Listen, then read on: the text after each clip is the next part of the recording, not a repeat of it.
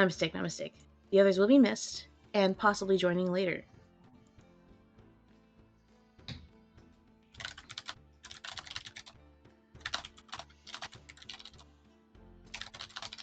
Hold on, I have to fucking... Apparently I need to tell someone that we're streaming. So just give me 1 second. All right. Our new fan. I mentioned, like, Spelljam, like, oh, hey, sorry for the late reply. Session just started, and I'm the note taker when I'm a player. And they're like, you need to tell me. And I'm like, oh, shit, sorry. Just double check around 8 o'clock every night. Yeah. At least half the time, we are playing something.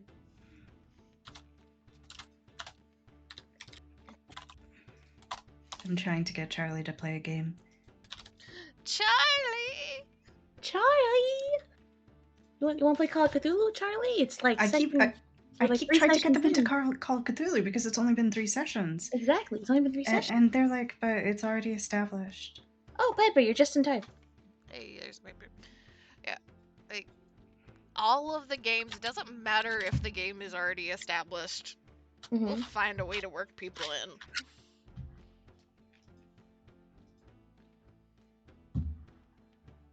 And let's be real here. I feel like all of the games right now are in a position where working somebody in is easy. Just coincidentally. So too. Actually, now that you think about it, I say Blood and Neon's kind of iffy on that. Yeah, no, because it's in Star Wars. But Blood and Neon, we can just pick up somebody new at the concert. Someone from a different faction of Ghost Protocol also trying to fuck shit up. Yeah. Excuse me? You use my own spells against me? Yes. How dare. Listen, it's like when you go to a party and you bring snacks. Whatever's left over stays at the house. Yeah, like all of them, because even Spelljammer is in this weird place where it would be really easy to work people in. So, if Matt and Charlie have an evening, all of the games are good. I say that as Joe has been silent. Maybe not Joe's games, apparently. I've been lobbying. I'll try and convince them. I feel like, I could fit a couple more investigators into Call of Cthulhu. I'll fucking do this myself. You know what? I was talking about setting a new campaign, so smile. Smile. Rifle. Is that? Oh, I thought that was the GoldenEye theme. I was like, yes! GoldenEye. You know what? Hold on. I gotta find the thing now. Copyright, Joe. Copyright. Remember copyright. Actually, before I do this, because my like knee-jerk reaction was to like fucking tag them. How upset are they gonna be randomly getting called out? They don't like being perceived, but well, I'm perceiving both of the partners at once. So perceiving both at once is fine. Fucking the eye of Sauron is upon them. Become perceived. Why not join any games? Why no?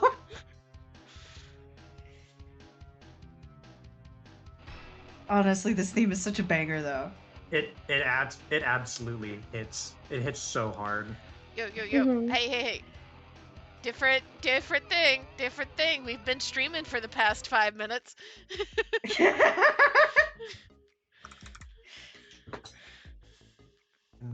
Fine, I'll play ship.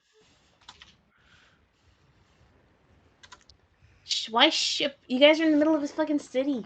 Z said something else, so I'm playing ship. There's, coasts. Yeah, you would actually hear, like, fucking seagulls all over this fucking town, at the very least. Oh, yeah. 100%. You see, other cities have pigeons, Waterdeep has seagulls, and rats.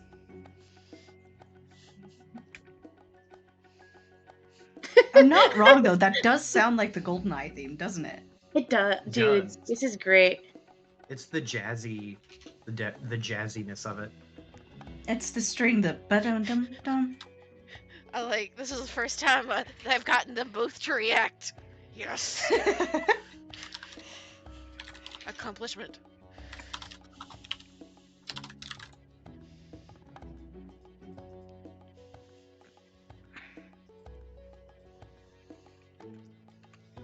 All right.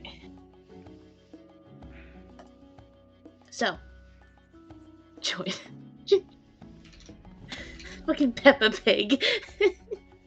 Charlie's very good at the pepper. They actually make that face a lot. That's great.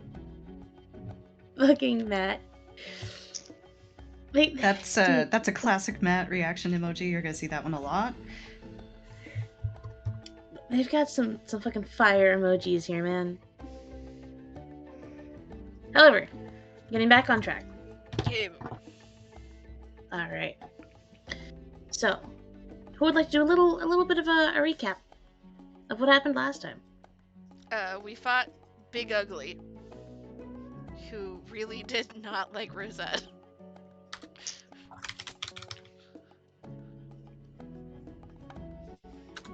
And now we need to go interrogate the one survivor from this fucking gang as to why they have demon coins. Mm-hmm. And Yagra is hale and healthy again. That's a bonus.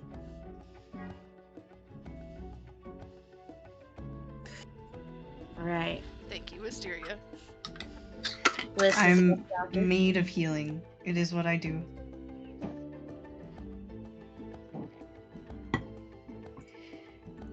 Piper? Hello. Piper, what the fuck? What? Are you okay? No, I haven't had power for the last 2 days. Piper, you should save your phone battery. No, it's fine. I'm here. Piper. I have one outlet like at the very entrance of the house, so when it gets close to like 5%, I just go plug it in. But it's not like somewhere where I can like sit comfortable, like it's like higher up. So So, yeah, what I'm hearing is if you need to do any rolls, we will need to roll for you. yes, please. Okay. Okay. Got Who it. do you entrust the Ashley to? Whoever wants to click a button on D20 on Beyond 20.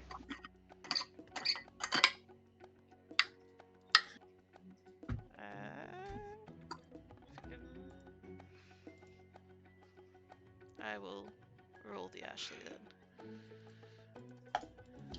Okay.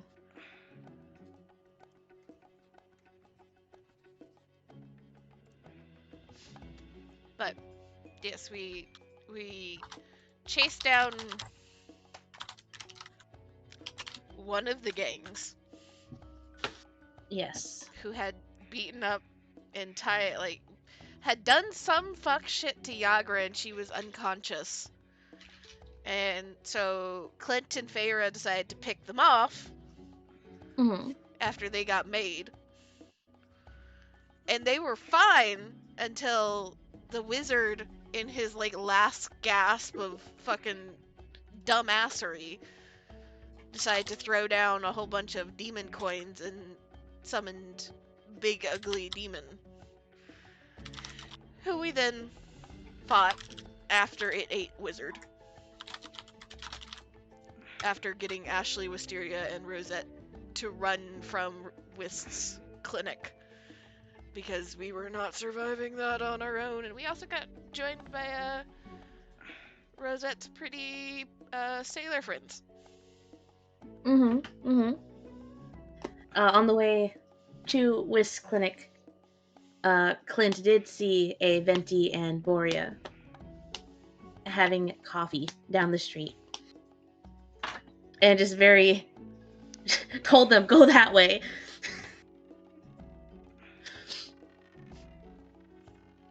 You know, very succinct.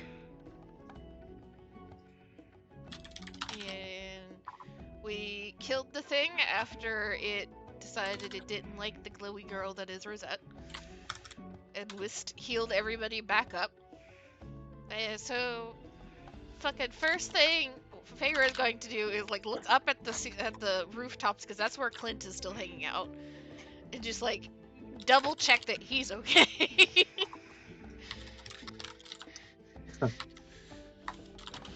We'll walk up to the edge and then poke his little head over,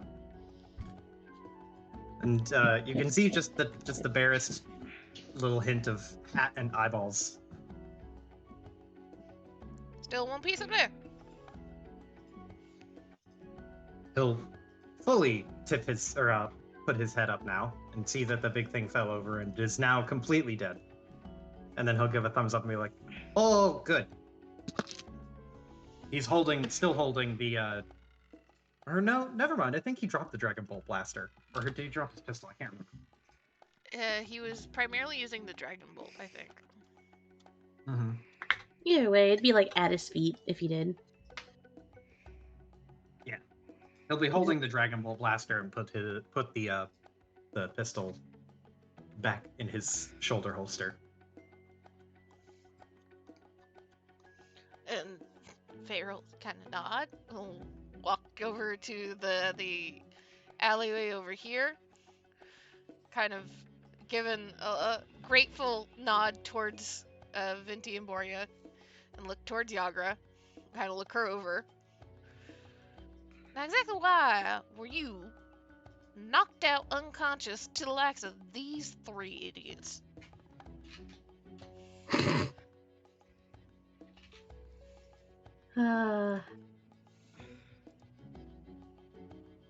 So you see that Yagra, like Whist healed her, right? Yes. Yeah, Whist okay. healed everybody back up as best she could. Yeah, Whist healed everybody. I don't And know by that the way- she's like at 100%, but she is way better than she was. Oh yeah, she's loads better. And Piper, we can say that Ashley probably got to the scene just in time to have context. There was a giant monster that was summoned that they just defeated. Okay.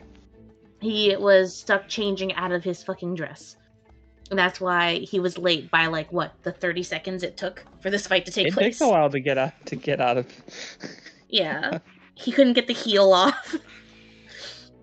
But say Ashley has joined as Feyre approaches Yagra and asks a very, very solid question. Like, it makes sense why you would ask, hey, what the fuck happened? You know? And Yagra, who at this point in time is very, very happy about the fact that she's no longer in pain. And she's kind of like rubbing like a shoulder and kind of like flexing it out as if it's like it was sore, but now it's no longer sore. And Whist, I imagine that your magic also like fixed up her outfit, all the tears and shit. Yep, everybody is got a nice dewy glow to them. Mm-hmm. Looking very pretty. This is probably the nicest state you have ever seen Yagra's clothing in. As she looks, and you see she looks up and her eyes kind of like dart back to the alleyway where the other guy is before it turns back to you. It's like, I'm busy. I should probably get going. That. Nope.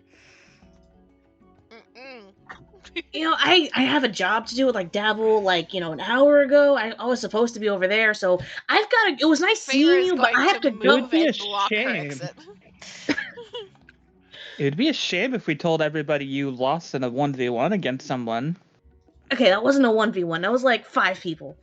Okay? Explain. I only saw one guy. What There about were you? like 7 actually, like 10 now that I think about it. There were a lot of people. Shush! Both of you. Yagra. Rounds the corner and will walk right up behind Wisteria and get like uncomfortably close so that he can peer over top of her head and look down at what's happening. They're both looking down. Yeah. Eavesdropping from the roof. I love this. It's so silly. I love it so much. It's like a bunch of like cat heads like stacked in front of and around the doorway, but it's just Whist and Clint just up above the edge of the roof. Okay, but Clint has positioned his head like directly in between Wisteria's antlers, right? Yeah. He can turn them to get a better vision. And he has both hands behind his back holding the Dragon Bolt blaster as like a counterweight so that he can lean really far.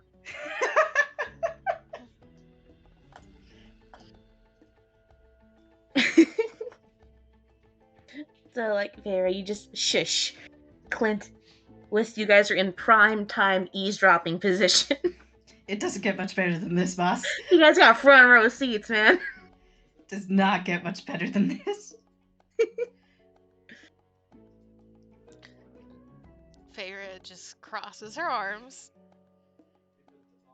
Oh. Yeah, right. I know you like talking a big game. That's half your shtick, but you need to be real honest, real fast, and in a hurry right now. I mean, look, what's the rush? We just won. I will put you back down on the ground again, my friend. You can't make it out, but she starts muttering something in Orcish. You want to try that again, but in our language? So I may have bit off a bit more than I could chew. A little bit, but I mean, they were asking for it. Expand on that. So I may have had a bit to drink earlier, and ran into them.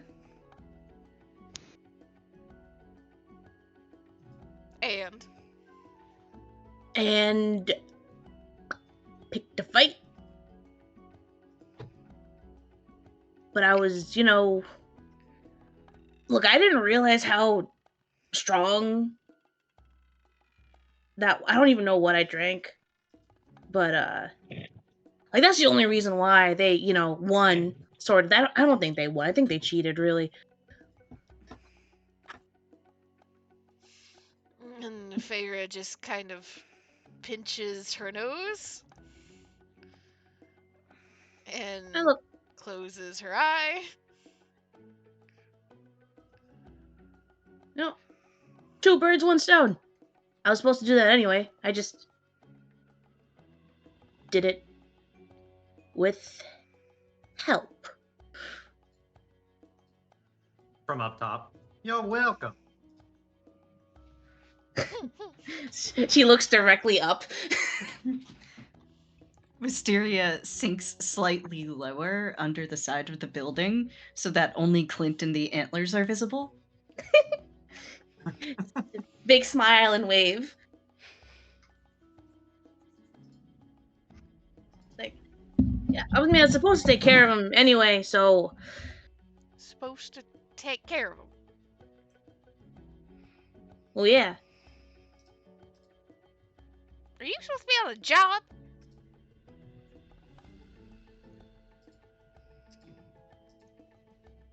Am I? Well. Yeah. Why? Look. There's a reason why I gotta go and meet up with Dabble, like now. Feyre just, as soon as she's like, yeah, like Feyre, like fucking lightning fast, like open palm, like smacks her on the forehead and turns and starts walking down this alley. Not hard. Yeah, not hard, but more of the like, you dumbass. She's more offended. Great, we can go together. Might even get a cut out of it. Hold on. We don't need to let, Davil know. He's busy, all right? He's really, really busy, and, I mean, it's fine. I know everything's handled, everything's done. There's no need to... Why are you still walking? Well, we got to get our cut. You yourself said that you had help from us, so... Yeah, I said that, huh? Mm-hmm. Alright. Fine.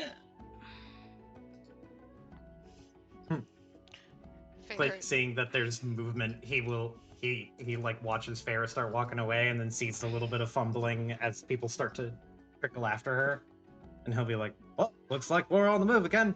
You smell like a bomb, but only a little bit."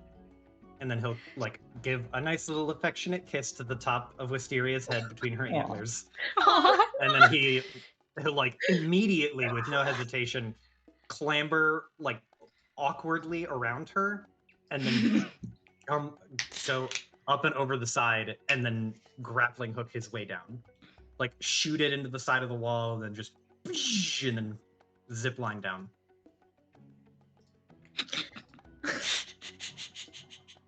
Wisteria, upon all of this happening, just stands there for a moment, blinks. Oh, well, I thought him's a bonny thing to be, and that. But I guess I have to take the stairs. She just quietly starts taking the stairs. Oh, fuck. Let's climb back through a window into the house again. Into the stairwell. You get into the stairwell, you see that there's like a kid eating a lollipop staring at you as you sneak into the window. Wisteria will offer this child a trinket for his lollipop. The half-eaten lollipop? Yeah. What's the Yo, trinket? Faye, I love that shit. I like the way you said that, Kira. Just like half-eaten lollipop. Just yeah, I want that. Yeah. Give me it.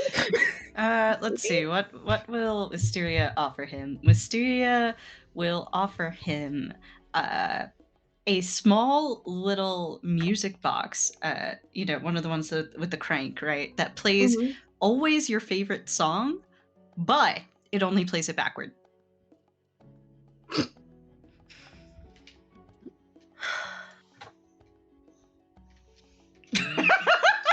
Weird fave bullshit. The kid will take it. Nice. We're gonna This go is turn the around kid and sell who that has- shit on eBay. He has a half-eaten lollipop. This is a little kid, and you handed him a box with a crank. And I imagine this kid is looking at it like, what? And then you just grab the lollipop, and he's just like, trade? What? Trade? Like, I not imagine- entirely sure a transaction just happened. Now, I imagine that this kid is like 5. You know, this is when they've like start understanding transactions. And for once, their half-eaten lollipop has value. Because have you ever been with like a fucking 5-year-old who is like starting to learn how the world works? And they're like, "Oh, you use things to buy things. Well, I have a thing. I want to buy this." And then they're always so upset that, "What do you mean? My half-eaten lollipop is not going to buy me the stuffed animal." So I imagine this kid is a bit confused, but they're like, "Oh, I'm an adult now. I just bought something." Wisteria assures him it is a very, very good deal. Mm-hmm. He cranks it and Smash Mouth begins to play backwards. But always you slowly go down the stairs and you make your way to the group. Favorite. Lollipop in hand. Half-eaten lollipop in hand. Feyre, I imagine, as like the others are slowly trickling their way down the alley and around, would have taken the time to properly secure the unconscious person.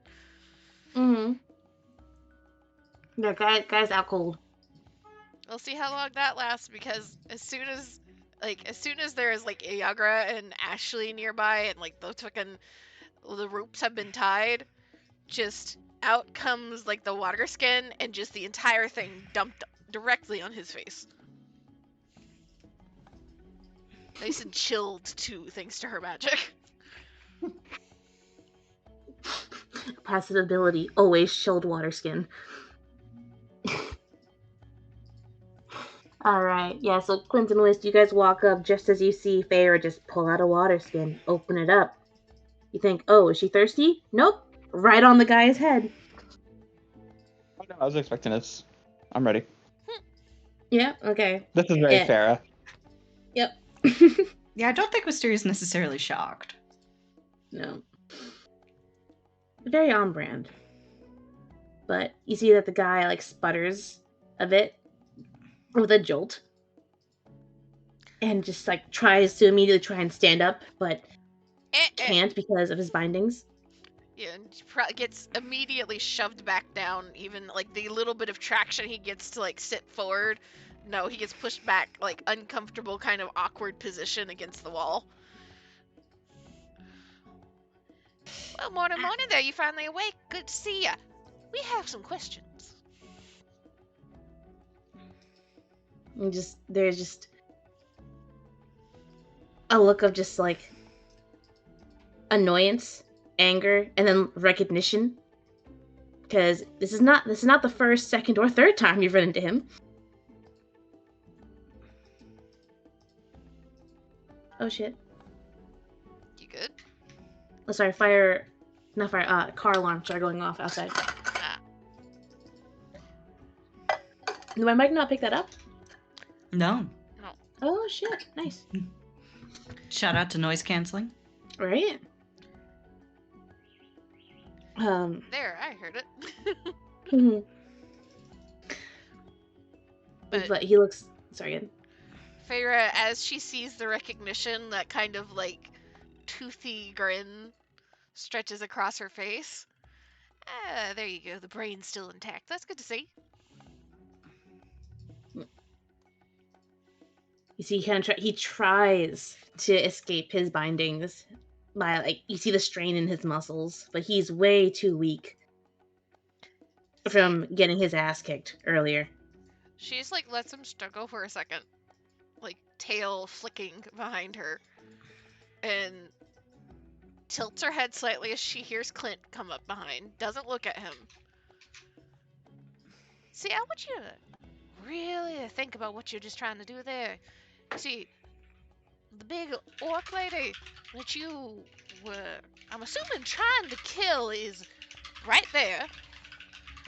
I'm right here with my fancy little knife.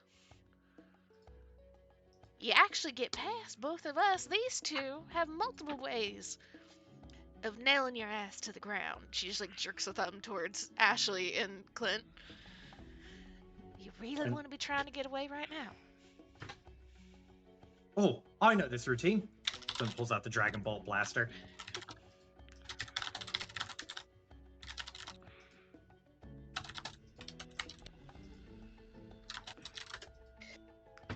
See, his struggling stops. You see, he kind of just like slumps a bit. What do you want? First off, I'd like to know exactly what you were trying to do with my friend here. She kind of gestures towards Yagra. And then, secondly, I want to know why your magically inclined buddy had access to demon coins. And just by the way, the coins he dropped did summon a demon that then ate him. Shit. Yeah. You have some explaining to do. Oh, I don't gotta explain to you. She like You don't gotta live either. She like arches a brow and she looks towards Yagra and just Cracks knuckles menacingly. and looks back at him. I think my friend here probably has some anger she is more than happy to work out with you. So when you are real difficult, she gets to hit you. And we'll just heal you. I can do a lot of healing, actually. You'll look nicer than ever afterward. Thank you, West. You're welcome. I'd like you to roll me intimidation with advantage because of Whist and Yagra.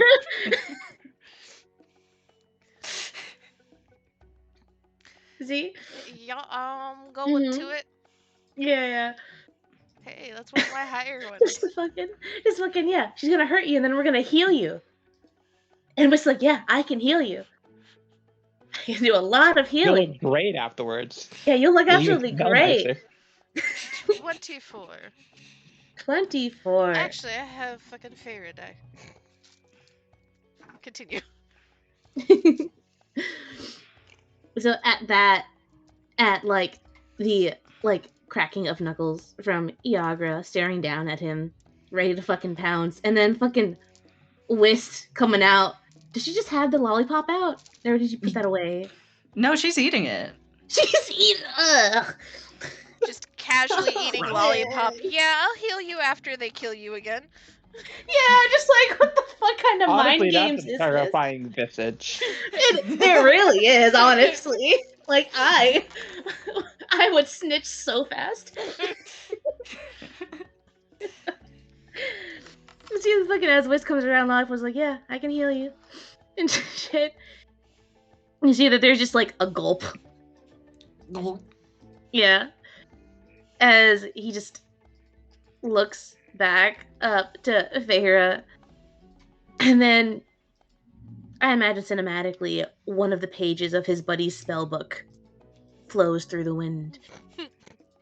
From where it got torn to shreds after the fucking monster ate him. You see, he just hangs his head.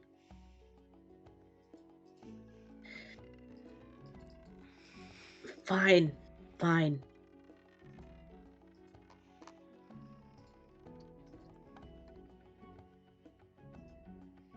So get to talking.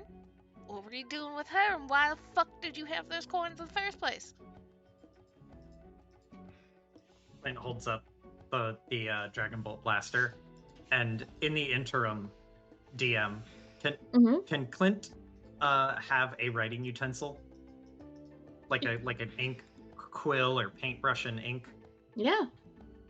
Because I want him to hold up the Dragon Bolt blaster, and it on the side of it is very, very clearly written the words "or else." Fucking Looney Tunes style.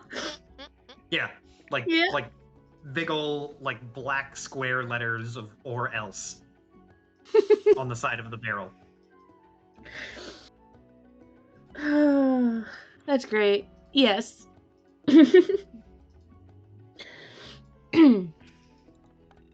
Look, we were just doing our job, okay?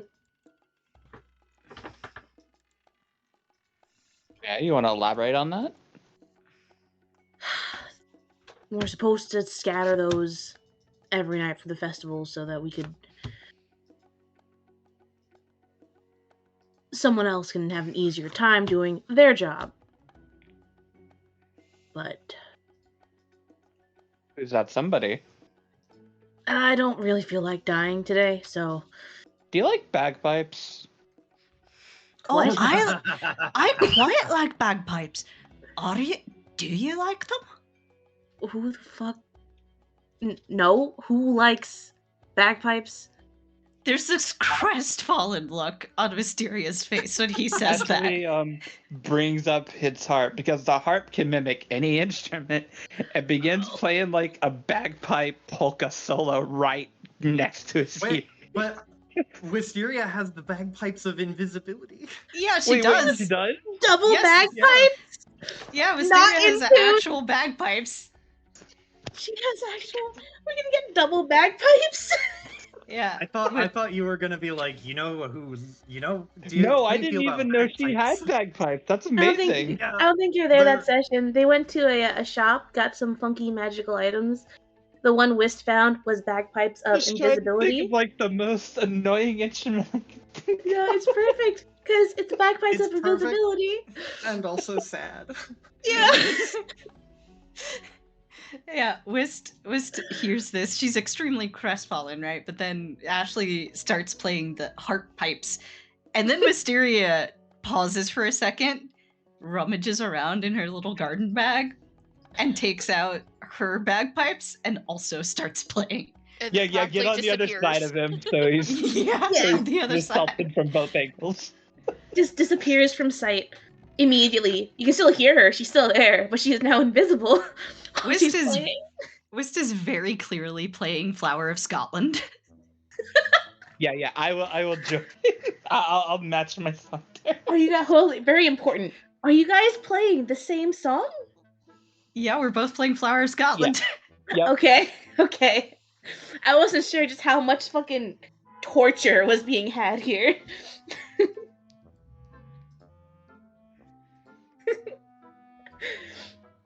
You both start playing, and like Krentz looks very confused at Ashley saying that. And then Whisk getting really excited for some fucking reason, and then Ashley whips out the violin. He looks so much even more confused. But then it starts making bagpipe sounds. And you just see his face just like drops of like, no. And then Wisp pulls out a full set of bagpipes from her little bag, and you just see the horror increases on his face of just, no.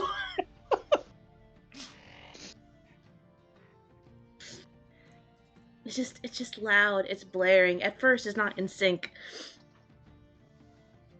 but then they are. Are you guys trying to play well? I don't know if Wist can play well, Okay. but she's doing her best. She's doing her best. I imagine Ashley doesn't want him to get comfortable, so he'll randomly play like an octave higher or an octave lower. Yeah, let me see how well Wist is playing here. She's got the spirit. She's got the spirit. You know, that's all you need, really. That's all we need for this. 15 is like not bad. Honestly, I think a lower score for this is better. You can purposely do that.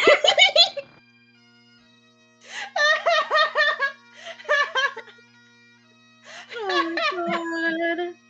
Show these fuckers how we do it in the Feywild. It's just two bagpipes in this little fucking alley corner. And has Feyre left yet? yes. She definitely backed the fuck off. Like, her entire intimidation shtick is now done and over with. So that's out the window. She's just like, okay, we're not going to find anything else out. They're gonna make him deaf, and then we're not gonna hear. Like, he's not gonna be able to answer the questions. I imagine it takes 30 seconds before he's like, okay, stop! Stop it! Oh my god. I appreciate that he said stop it just as the bagpipes cut off from Joe. That's excellent environmental storytelling. He fucking points like, you! Pointing towards Farrah with his two hands that are bound. You come back. I don't switch. Don't leave me with them. He's Just, asking for You Farrah to come interrogate back, me, please. please. just crosses her arms and tilts her head slightly. You actually gonna talk this time? Yeah, just no more of the fucking bagpipes. Jesus, who has that in a bag? Who carries fucking bagpipes? Like, on them. I feel like Wisteria is still playing them. She's just wandered out of the alley. And she's just like walking up and down the street, playing bagpipes for a little bit. Thriving in her lane, unbothered.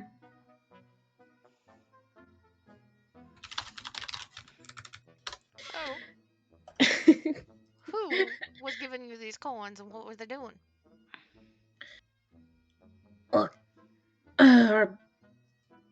Look, we have an assignment to cause distractions so that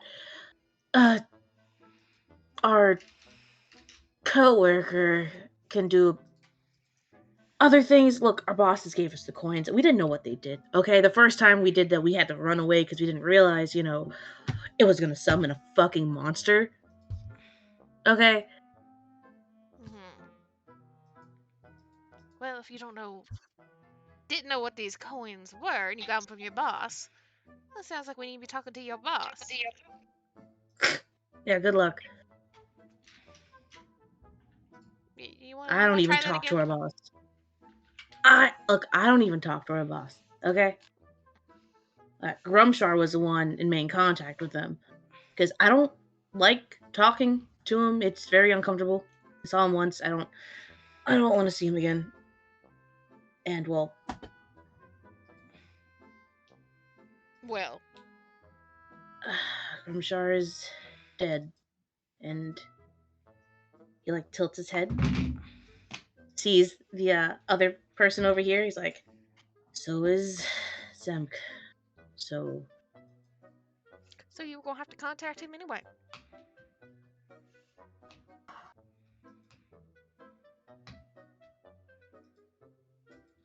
yeah, yeah." So who is he?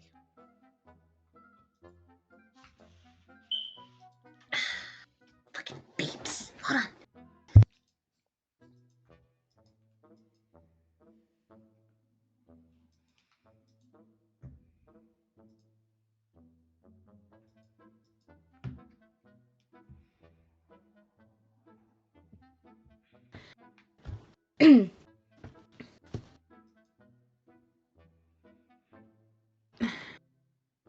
How are you familiar with the he like points to his like head? Brains? Nah. Close actually. Feyre's eyes kind of narrow for a second. Are you telling me your boss was that fucking mind flayer in the sewers? One of them. At least. Oh, great. Mind flayers. Wow, you work for a mind flayer? Like a real one? With all the... And Clint holds up his hands to his upper lip and does wiggly fingers. Yeah, see, I don't like being around him.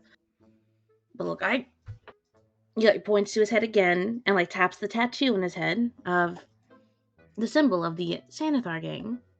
Like, look, from what I can tell, that guy is just working with Mr. Xanathar, and well,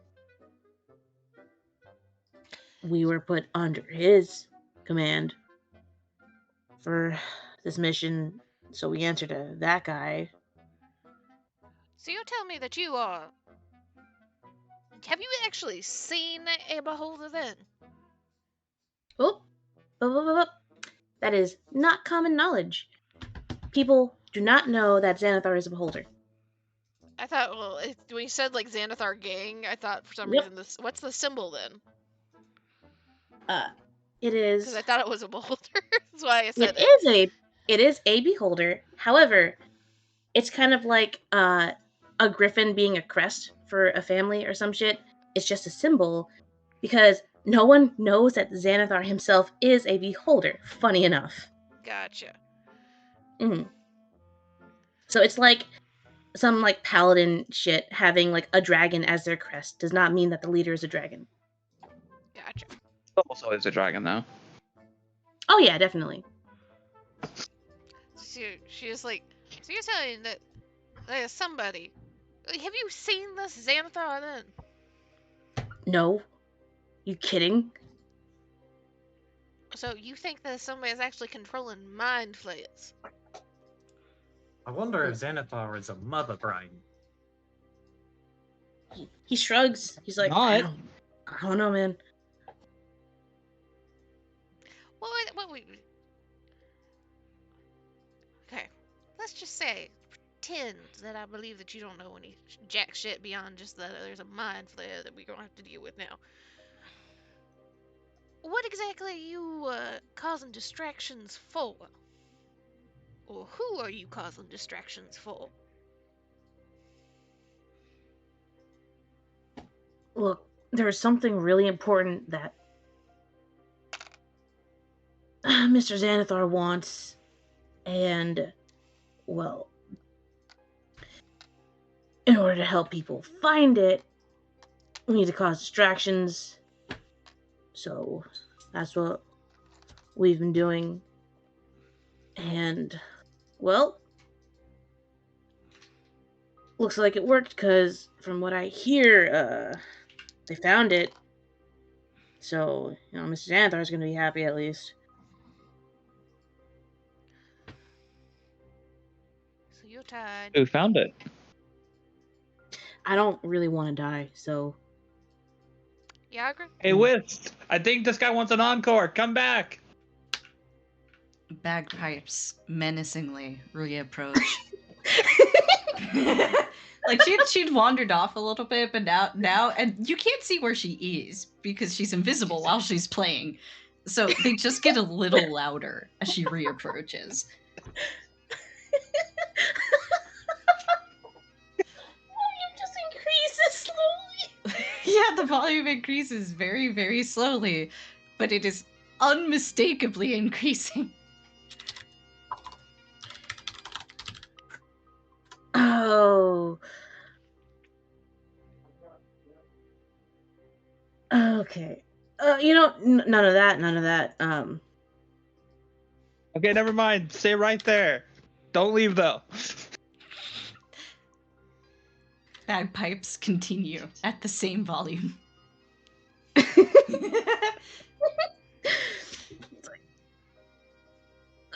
Look, if I tell you, then I'm going to die. I don't really want to die. Well, let me put it this way. You tell us right now, and there's a chance that you live beyond the next 5 minutes. You don't, and I'll let them torture you until you're deaf, and then Yagra gets her piece of you. You see that she just kind of leans into the wall, flexing her fingers. There's this crack in the brick. He's like, oh man, I'm gonna fucking die. Okay, fuck it. Have you heard of Miss Dread? Have I heard Can't of say that I have. Miss Dread. Do I need to roll something to see if I have, or is that just automatic no? For you, how connected Fair is to the criminal underworld? Well, I'd say she is relatively connected, considering she came into this campaign knowing Nice in 13. Okay. You can go ahead and I guess roll me a history or just straight intelligence. See if you can remember. That's a 19.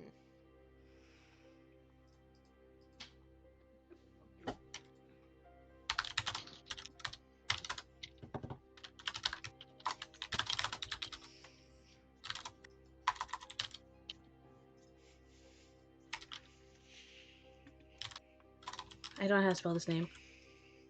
Not this name, this. Ah. So, Feyre, you said 19? Yes. Okay. So you've heard that name before. You know that is a criminal that is kind of infamous in the sense that they have the reputation of never failing their mission. And whatever, assumingly female, because Miss Dread, whatever she is hired for, she completes. Whether it is theft, assassinations, any other crime, she always manages to complete it somehow. And she has, with a 19, she has a bit of a reputation for not being very understanding of failure or incompetence with her teammates.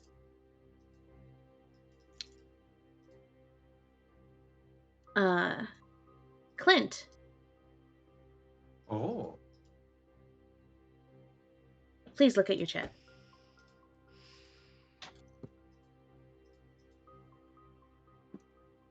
Oh.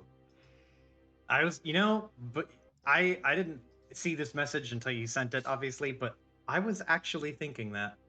Mm-hmm. Clint is touching up the letters on the side of the barrel and not really paying attention. And when the name is said, he just goes, "What? Who? Mistress of... Wait, dead or dread? Which one did you say?" Dread is some crazy bitch around here that well, let's just say she is one to stick to her contracts. Oh yeah, I know her. She kills people all the time. Just pause, slow head turn. Know her or know of her? He opens his mouth and then pauses, and then holds up two fingers and just goes, "Both. Not on good terms with her." He starts fixing the writing on the Wonderful. side of the barrel again. You had me hoping for just a slight minute. Oh. Be right back. Okay. What Bagpipes start wandering away. Feyre just like, you could see the questions, but she's not going to ask them right now. Looks back towards the dude. Why are we talking about Dread? She's the one that found it. But of course she did.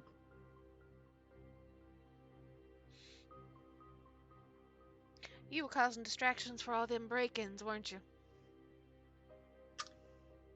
He like lifts up his hand in like a finger gun of like a bingo motion. And like slight little jazz hand of like very pessimistic ta-da. He kind of pauses for a moment and he's like, but half of them were in like quiet areas where nobody was really distracted. In fact, I don't think people really knew they were there. Which wasn't according to plan. It was supposed to cause chaos and havoc and get the attention of the guards. But between us and Mr. Archer, I think we fucked it all up by killing the demons too fast. wait, it was you? No, it was And the Mr. pizza Roger. man. She will just reach into her pouch because she has kept one of the very first coins because they keep having to reference it.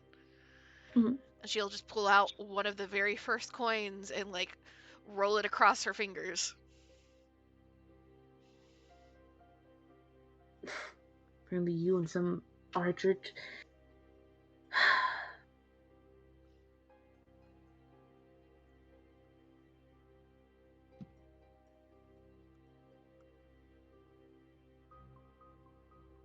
Do you know what she was looking for that she found?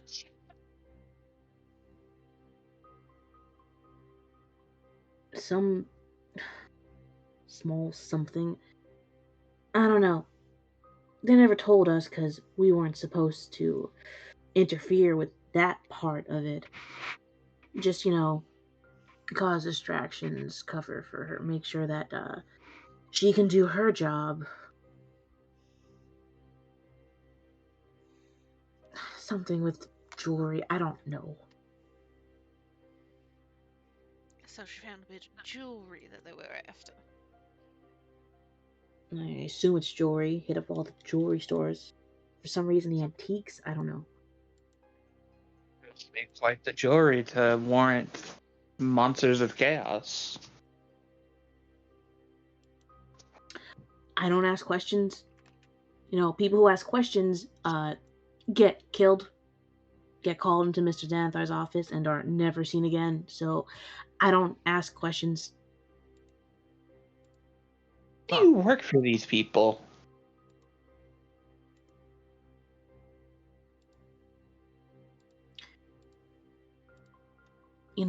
I can't really change occupations once I'm in it. So I'm in it. That's not fair at all. Yeah. Have you ever thought of like bartending or No. delivering packages? Mm-mm. Absolutely. No, I'd rather. I No. I didn't say bartend for us. Mm-mm.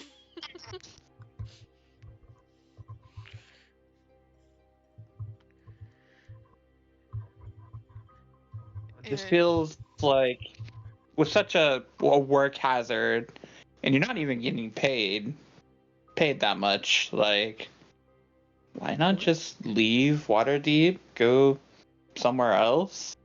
He looks at you and just like he'll say like, I am getting paid, and sometimes I kind of like the work. Okay, I feel less bad about torturing you now. So where can we find Mr. Xanathar? Or this boss that would know where to find him. This mind flayer friend of yours. You asking to die because that's how you die. I mean, I don't really I care would either like way. to remind you that we have killed many demons over this past week because of your dumbass and your friends' dumbasses.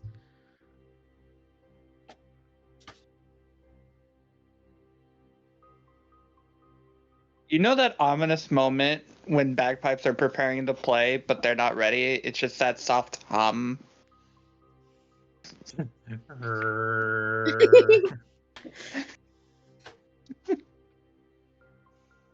I know all about that moment. Parts start getting closer. Bagpipes approach. Like, look, Menacingly. Joe gets the bagpipes again. if you want to go down in the sewers and meet your maker, go ahead. Be my fucking guest. But Why do the somewhere bad down guys there, always have to be in the sewer? I don't fucking know. Okay? See, Feyre steps a little bit closer and kneels down in front of him again. She's been standing since she retreated from the fucking bagpipes. And she's just gonna kneel, kind of squat down in front of her, put her elbows on her knees, kind of stare at him for a moment. You see, here's what's gonna happen over the next 24 hours. We're gonna take you. We're gonna get you kind of fixed up.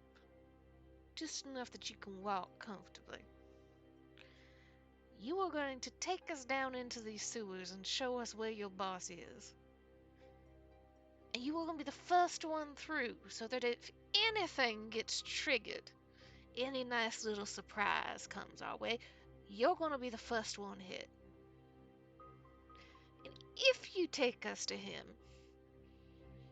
and you decide to just fucking run as we're having a conversation, we won't stop you. That is your only path to walking out a complete and whole person.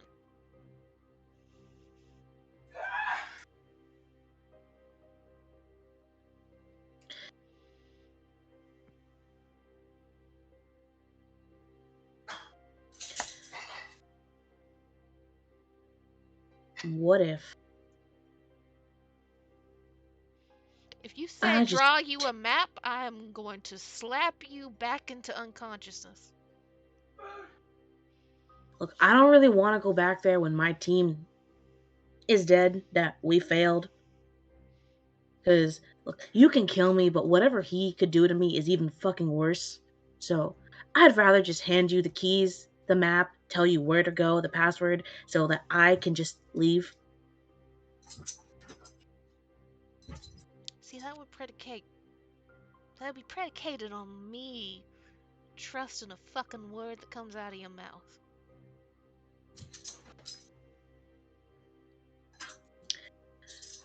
Well, it's either you trust me or you kill me. Oh no, we can do more than those two things. But, like, don't get me wrong. Like, do you hear Wisteria over there? She's gearing up for a solo. Like, I want to hear it. He just shrugs.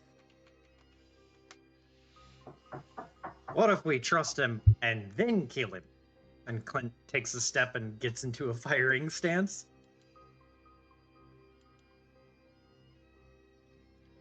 I'm sorry, my dog yelled at that moment. Can you please repeat that? Clint suggested trusting him and then killing him. Which doesn't quite work, but it's fine. Throw his body along the ground to trigger any traps. I'm trying to think here. Fucking Archer's a cleric, right? Yeah. Oh, what? Are we don't Are know. you thinking? Well, you guys, we would know that Archer's a cleric purely by virtue of him being a cleric at a church, right? Well, we know he's a cleric, but I was thinking a specific spell. Zone of Truth. You evil bastard. I mean, listen, you said revivify. I was thinking speak with dead. Same.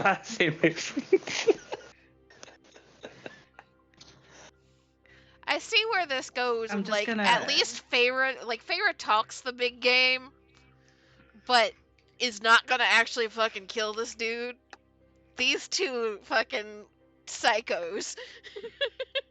And I will remind you, because I believe Feyre would be the only person here.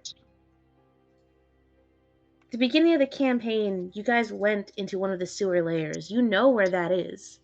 We don't know if that's the lair. Is the reason like Feyre's like not super thrilled about it. I do just want to point out, I also have Zone of Truth now. You do. I am also a cleric. This is true. We've got one of those right here. We don't even need cleric at home. I think I can cast. I'm not entirely sure, guys, because you probably could. Because I didn't prepare it, but from my understanding, I don't need to do that. Do you have second level spells? I do. I have 2 slots. Yes. So it would take like 2 or 3 hours for you to put that on your known list, essentially.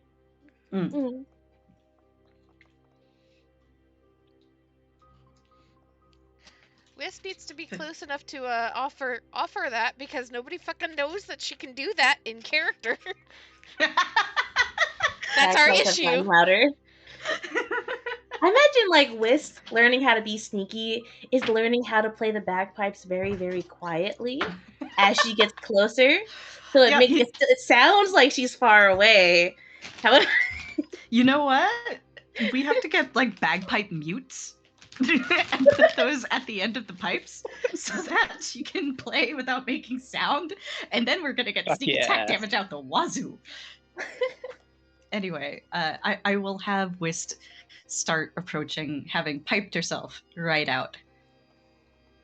Has Feyre said anything about the Zone of Truth situation? I don't believe she has, right? Not out loud. No, Not yet. all that's been talked about is like we would have to trust you. We'd have to trust what you're saying. Okay. It would be Whist really will convenient if there was some way we could make you say a statement and verify the validity of said statement. Particularly in an area, in a specific area. A Whist- zone, if you would. Whist very quietly. I can do that. Feyre Oh shit, no way. slowly looks over there. Triple head turn. I can do that. It's a spell clerics can cast, and I think I could figure it out. Alright, give it a whirl.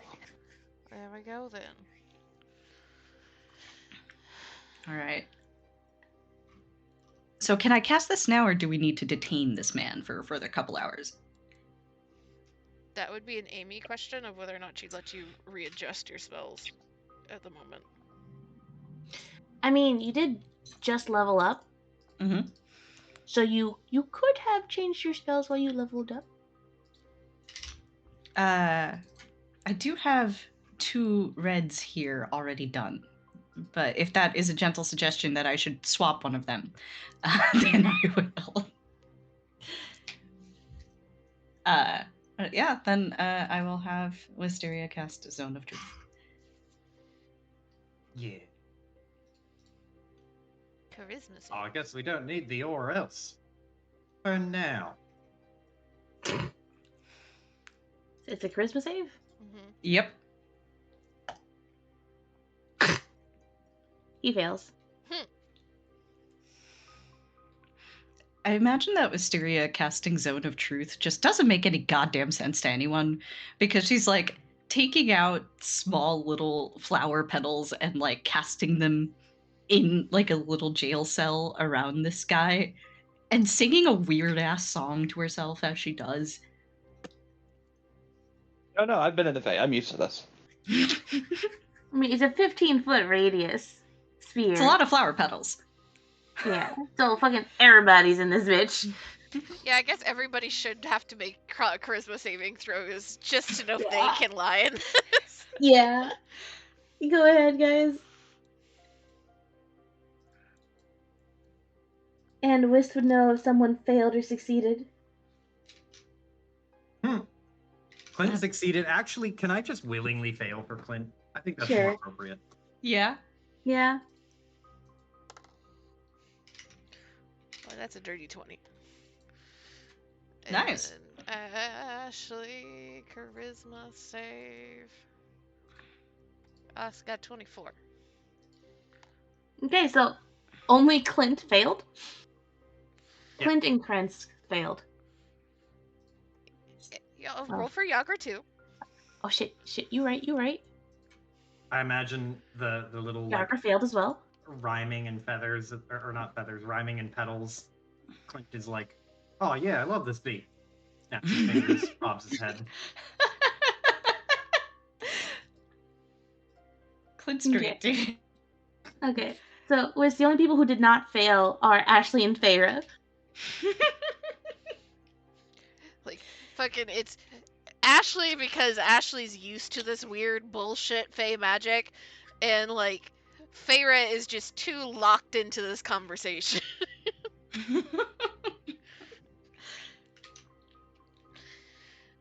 Wisteria just, once she's done, takes a step with the rest of the party, looks around. All right, that'll be no lying from here on out. I'm looking at you. And then she, like, glares at Ashley and Feyre anyway, because she knows. We're all playing fair here, aye? And I don't expect you to, like, know this exact thing, but Feyre will very pointedly ask exactly where this hideout for this boss is. He rattles off and enters. Oh wait, hideout of the boss?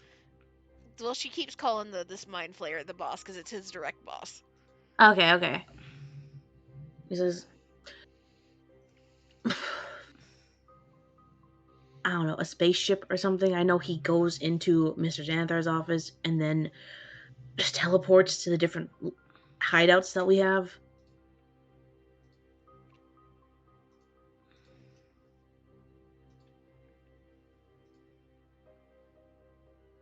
Right, where's Mr. Xanathar's base then? Don't know. Never been there. I do know that we, in theory, fuck. The hideouts have a way to teleport if you have something magical. I think Nihilor has it. But that's the Mind Flayer boss that I don't like to be near, so I don't really see him ever use it. Just so I'm understanding, each of the hideouts have some way of teleporting To Xanathar's to lair, and that Xanathar. you Okay. need a thing, a key of some sort to unlock it that the Mind Flayer, aka Nihilor, has. Okay. So you had to have someplace you were supposed to be going after you did all this. Specific spot you were supposed to meet your boss, talk to him at. Oh yeah, every couple of weeks he checks up with us at one of the lairs. Not the lairs, the hideouts. Whoops. Now, which one were you Next supposed to be week, meeting him at? the main one we use, we had to do repairs to it after this ooze snuck in. Me and Zem took forever to get rid of that thing. The But one you he had somebody kidnapped at recently, right? looks up. If I'm remembering correctly, yeah, no, you guys fucking rogued and stealthed through that. Yes, nobody saw us. No, but he just looks up. He's like, "Let me guess, you were the one that killed the gazer." And there's just this little smirk. She doesn't say yes or no. When having no idea what is being referred to because he was neither there nor completely aware of Likewise. The He just goes, Feyre's the "Nope." only one left from that. The only From one the left. from the OG party, she is the only fucking one, and I'm so glad there was at least one of you fuckers left for this fucking plot point. The guy's like, "So you were the ones that killed the geezer?" Farrah smiles. Clint, nope. He was and I was. You know, they beefed up security after they found the dead gazer. And they have a few more of them or something else. I don't know. I don't really like being near that kind of stuff. Tell us what you do know. Just saying I don't know when you clearly know a little bit ain't cutting it.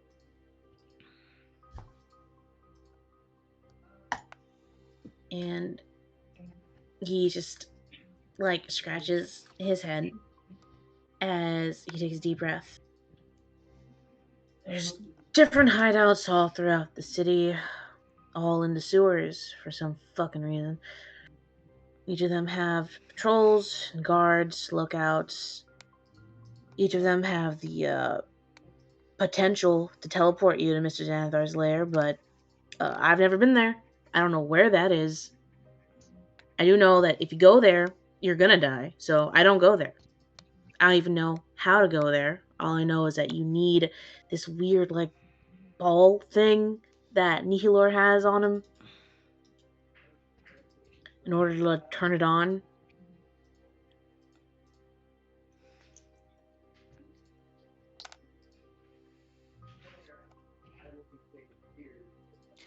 What do you know about where Mr. Dread might be? Right now, she's celebrating. He says with like quotes.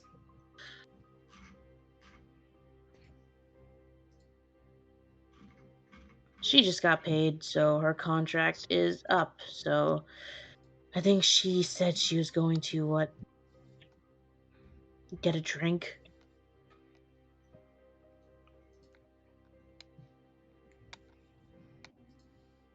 And she's only helping your little gang because of the contract, correct? Yeah.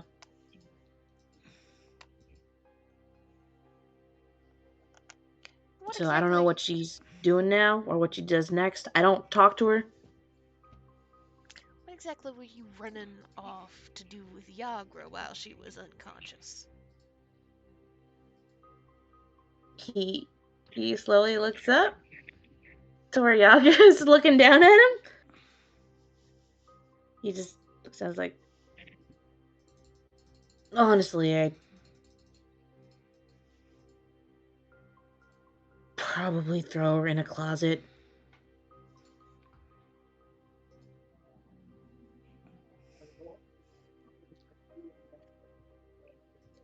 And there's just this like expression of almost pity on him, of essentially, you poor dumb fuck, throwing an angry barbarian into a closet. It's like, look, I don't really want any more trouble with other organizations, okay? We have enough as it is.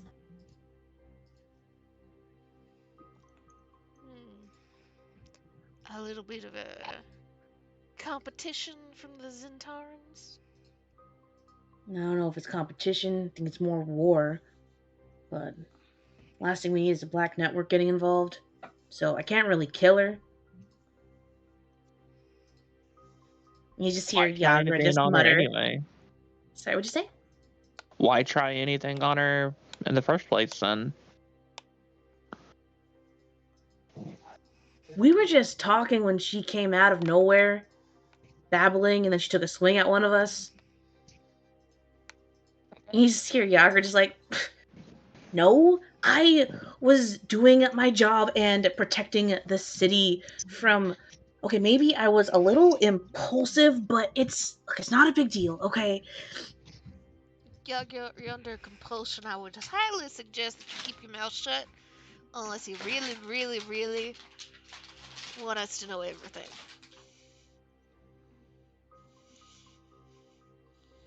Zipper across the mouth.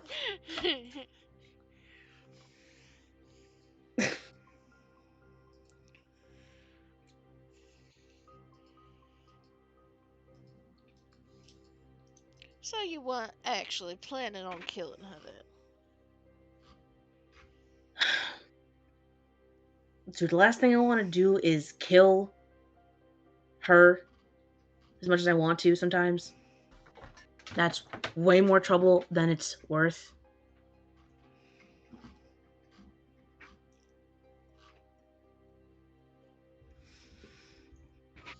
You see, Yagra really wants to speak. What was your, what exactly have you been running into the Zentarum for?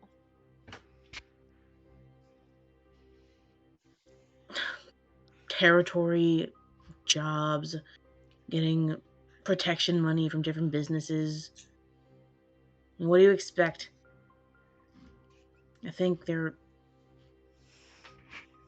you know, let me roll his intelligence real quick, actually.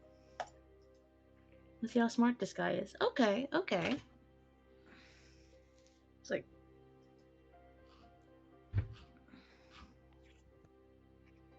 I think they were also looking for something, but I don't know if it's the same thing we have or not, or if it's something different. All I know is that for some reason they're also really active and pissed off and ready to pick a fight that, we're ready to finish. So, look, we have enough trouble.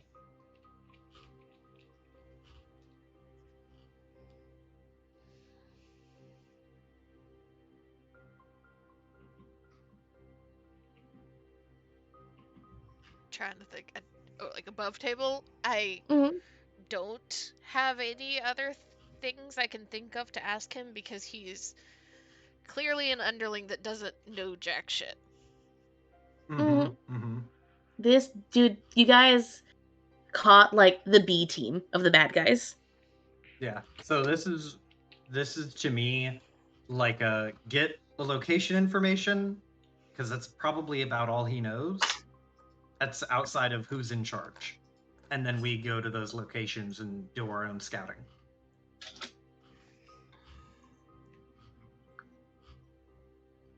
As for whether or not we let him walk, I'm personally of the opinion I don't think he's going to come back and do anything bad, so letting him walk would be totally harmless. But Feyre's Clint is morally dubious, so he won't mind just killing him peacefully. Feyre wants to give him to Yagra for Yagra to take to her boss. Oh yeah, all right.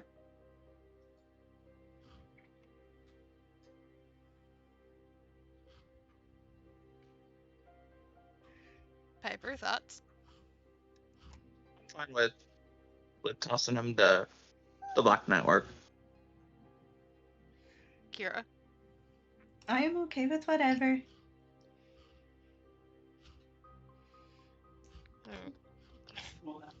I imagine Feyre just kind of slowly stands up, kind of dusting her hands off a little bit. And you clearly ain't gonna have much more useful information. Piper, if you can mute yourself for the moment. Because I am hearing myself in your speaker. Oh, Yep.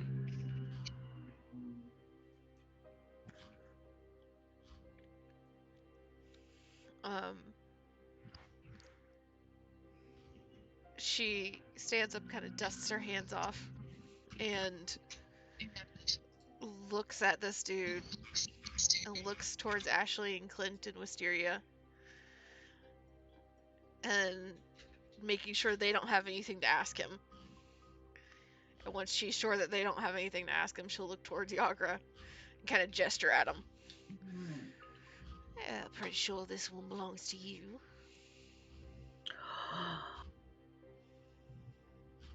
She's like, just a gasp. I'm just like, oh boy, oh boy. It's like, she's like, stretches, cracks her knuckles one more time. Okay, so do you want to be like conscious or not? Because I kind of do want to hate you right now.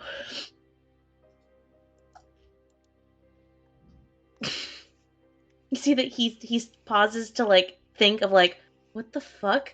And she takes that as a yes to what she wants to do, and she just fucking clocks him.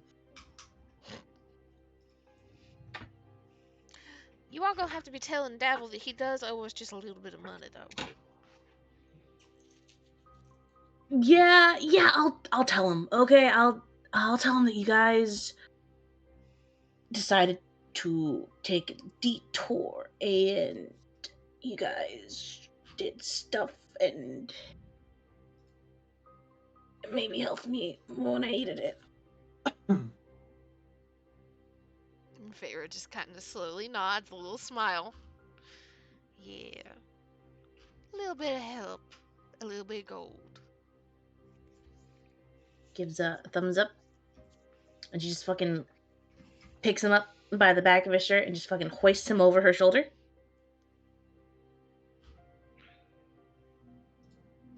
Don't go picking fights while you're drunk for the next month.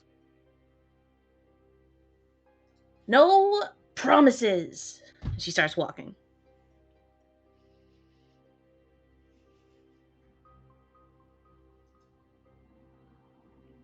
She just watches Yagra for a minute until she like disappears around the corner. And I'll look towards the rest of the crew.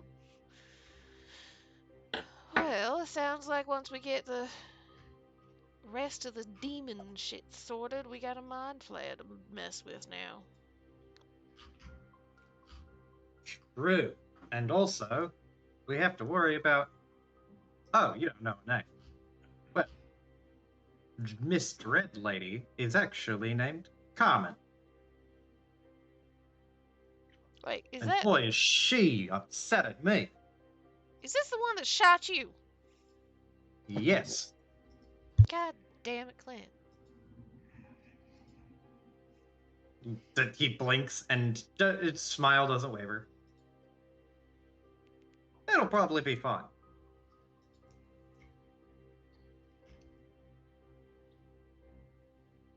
Just hands on hips.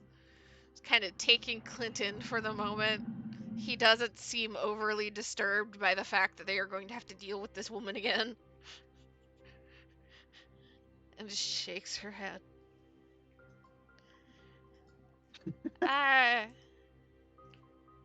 You know what? I need a nap. I need a nap after this.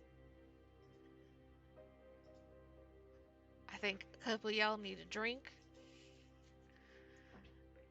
Ashley needs to wash his face. You still got lipstick on.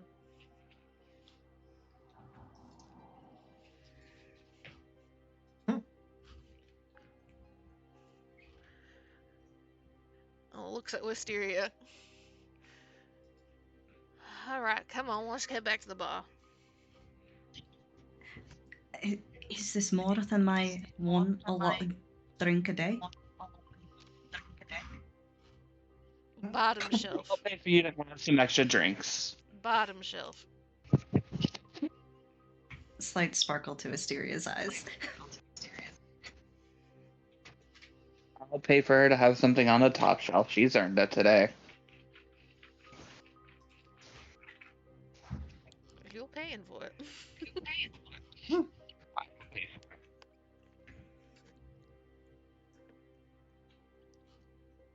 All right. Get rid of these. Boop and boop. And you guys make your way back to Troll Skull Manor. So, Kick in the door. Rosette, where were you? wait, what? What's going on? Which you came in a scene transition. The group has left the alley and has gone back to Troll Skull. Oh, Okay. Maybe 5-minute break to fill in Mm-hmm. Iris really Yes. fast. Mhm. 5-minute break. It's time to charge my phone. I'm on 10%. You missed Mhm. the bagpipe interrogation. It was awesome. New torture method developed. Indeed. cool. Congrats, guys. The slow encroach of threatening bagpipes in the distance. So you can't see because she's invisible.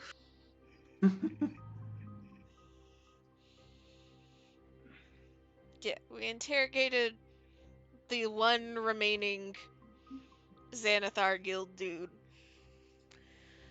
Confirmed that the boss, not the boss of the gang, but the boss that he is currently working under is the Mind Flayer. Who, the only one that knew that there was fucking Mind Flayers around was Feyre, because she's the only one left from the original crew. And got him to tell us where they were going to meet this guy, this Mind Flayer, and it's the place that we saved Rainier from. Well, no, not Rainier. Flood. Floon. Mm-hmm. So the Mind Flayer works for Xanathar. We still don't know who Xanathar is aside from him being the boss. And the what's her name? Not Carmen, but like the name they gave her. Miss Dread. Miss Dread. Miss Mhm. Dread is a prior, we'll say, associate of Clint's, who's not on good terms with him. I was there for the solo session. I know. Yeah. Oh, yeah, you're right. Yeah. Well, Miss Dread also is like in league with all of them, but isn't like a leader. She's just an important, I guess, like a lieutenant, sorta. And then Oh, hold on, let me correct you there. Yeah. She was essentially privately contracted. It's like a mercenary. Yeah, exactly. Yeah. So she might not be like still involved with them as of right now. Hmm. Could be or could not be. Could be or not could be. Since we're on a break, I'm gonna try something real quick. Okay. But was there anything else?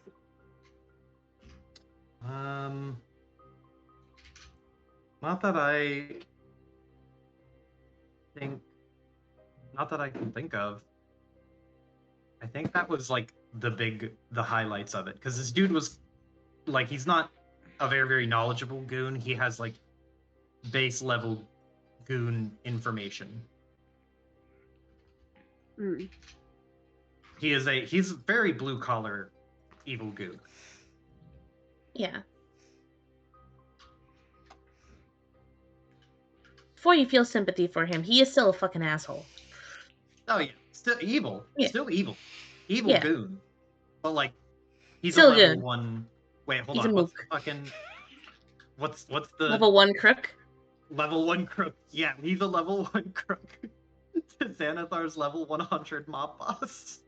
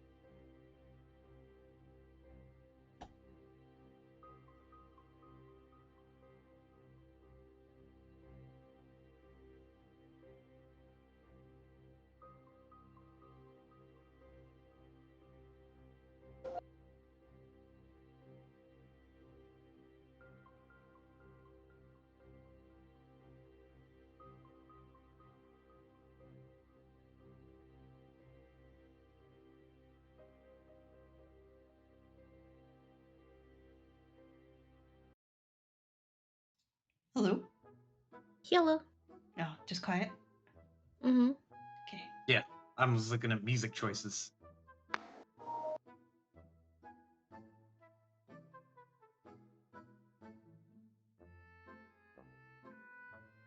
I feel like Ashley playing the bagpipes is like tolerable. Unless he's purposely fucking up. But I feel like Wisp playing it, because I feel like she's so passionate. I feel like it's I think Whist plays like so much. on a frequency that they can appreciate.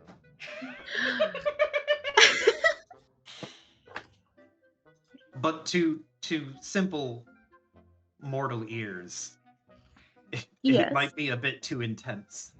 There's just so much passion and energy. There's a single tear rolling down her cheek. I do think she gets very into it. She gets lost in the soul, really.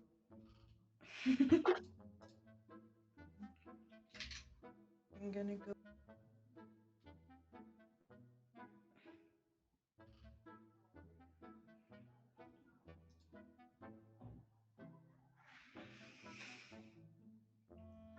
Hello.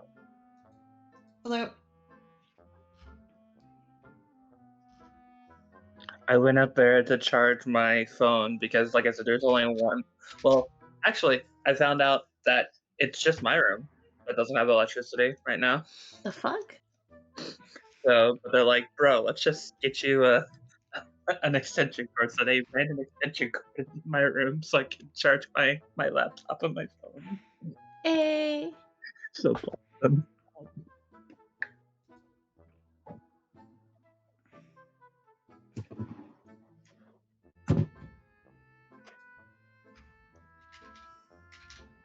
Can you guys hear me okay? Mm-hmm. Yes. Cool.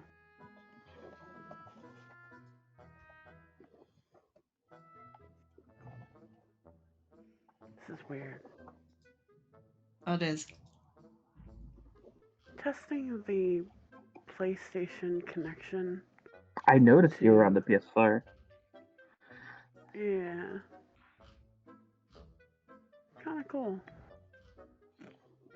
You Not good, quite what I Iris? was Do you need expecting. some rest? Are you good?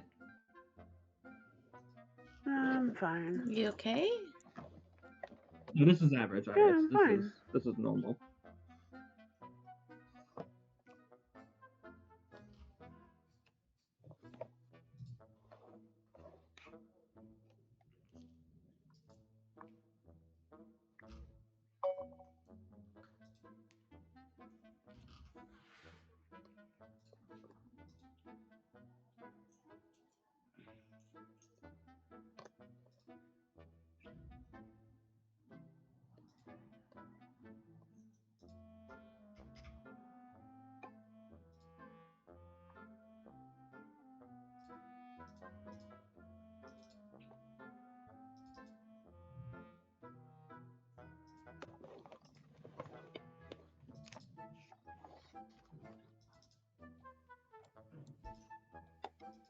I return.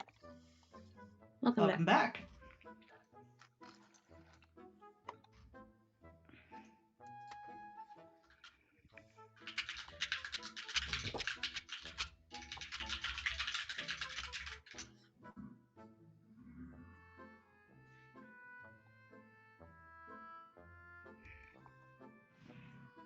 That was an excellent bagpipe duo, Wisteria. Yeah, we could implement that more in the future. Yeah, absolutely. One of these days, you guys are gonna meet an NPC who fucking loves the bagpipes, and that's not gonna work. Well, then Wisteria will befriend them. It won't be an intimidation check. It'll be a effectively charm like a check. diplomacy check. Mm-hmm. Yep.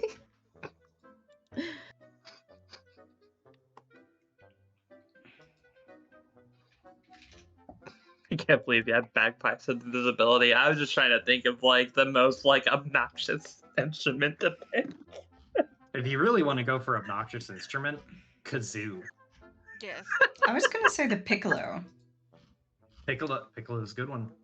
Same family, really. I have to fucking kazoo in the piccolo family. Kazoo is a woodwind instrument. Pretty much, right? You're not wrong. Fucking Wish I still had my kazoo and my slide whistle. kazoos are I fucking used to- dangerous, man. Man, I used to have one near my desk, like shoved in one of my drawers so I could kazoo or microphone or the kazoo or slide whistle into my microphone. So my fucking band director, my What? sophomore year. What do you mean? What? Sorry, I got. Sorry, don't worry about me. I'm looking at something else. Continue. My sophomore year made a horrible decision. Our marching band show that year was Wizard of Oz meets The Wiz. Mm-hmm. And of course, Ding Dong the Witch is Dead is one of the songs that you have to play if you're going to do The Wiz. He decided how we were going to do fucking The Witch is Dead. Is every single person in our marching band was given a kazoo that we were going to Yeah. pull out of our uniform and Nice. start playing. 100-something stupid, dumbass marching band kids given free reign of kazoos and required to have kazoos. I never grew to hate a noise so fast. Puts away my kazoo. Nope. I legit was raising it up to my lips as you said that. Nope. Do not live in fear. Do you want Of me what? to go get Matt and make him play trumpet? No, because that's why I'm half deaf. To be fair, Matt is also like hard of hearing due to the brass section, but that's because the tuba was behind them. Well, I was in front of the trumpets, so Oh. The arms race. I was a clarinet for half of my career in band. And so I sat directly in front of the trumpets, and the trumpets, because I was friends with all the dumbass trumpet boys, thought it was real fun to lean forward and blare the trumpet right next to my ear. I am shocked I don't have tinnitus, like, permanently.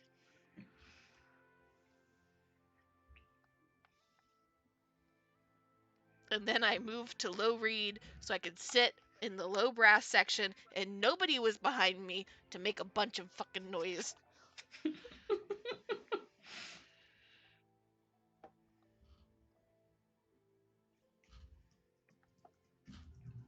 Oh, I could have taken Zone of Truth too, actually. Wild. Thought for next level. I mean, I don't need it, but I could have taken it. Yeah, and to be fair, bards are not prepared casters, Yeah. so you would be stuck with it if you took it until next Yeah. level. I think I'll take Enhance Ability. Or I could be a bitch and pick Heat Metal. Alright, so is everybody back? Mm-hmm. Yes. Is Iris there? See a PlayStation? She's muted on Discord. I'm here. Sorry, I was just muted. Okay.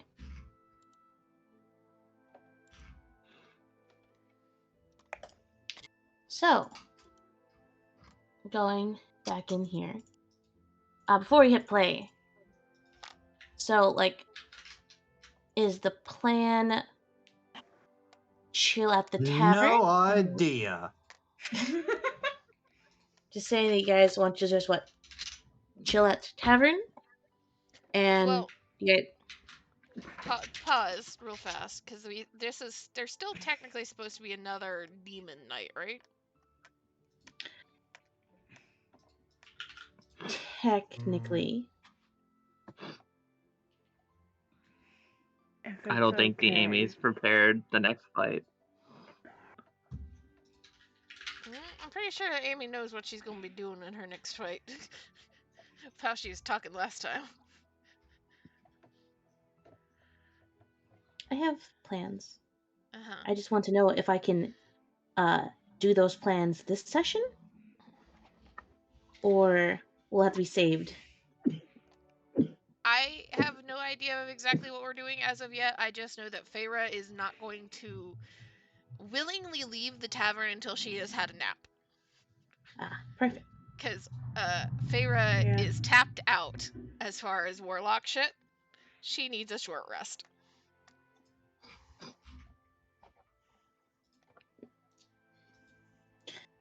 So, you guys have a couple of options here. You guys can take a short rest and do some other shit that you want to do during the same day. Or you can just call it a day and move on to the next day. Or I don't know, a third option any of you guys could come up with?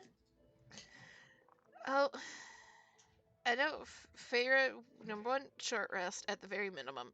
Number two, she wants to go deal with the fucking mind flayer, but I think she also wants to be cautious because it's a mind flayer. And would be very tempted to try and recruit some backup from somebody who she's not sure. Because we got sailor friends, we have Yagra, who I'm sure after a night's rest is going to be willing to punch somebody. Fucking Davil is supposed to be strong. Yep. We need to talk about We need to talk about hosting a party here at the manor. Courtesy of yeah. Rosette. Too.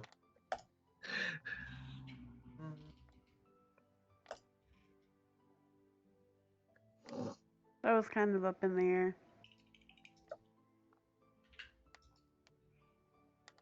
What plot point do we want to progress is the question.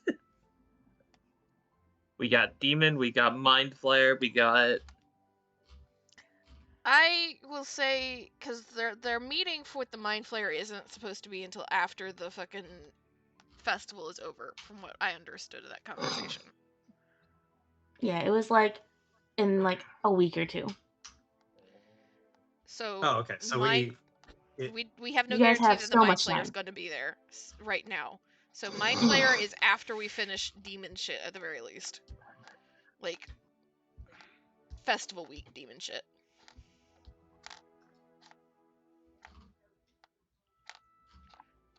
So it would be dealing with that, and then if we want to go try and track down Carmen before she fucks off. I don't know if she's like always in Waterdeep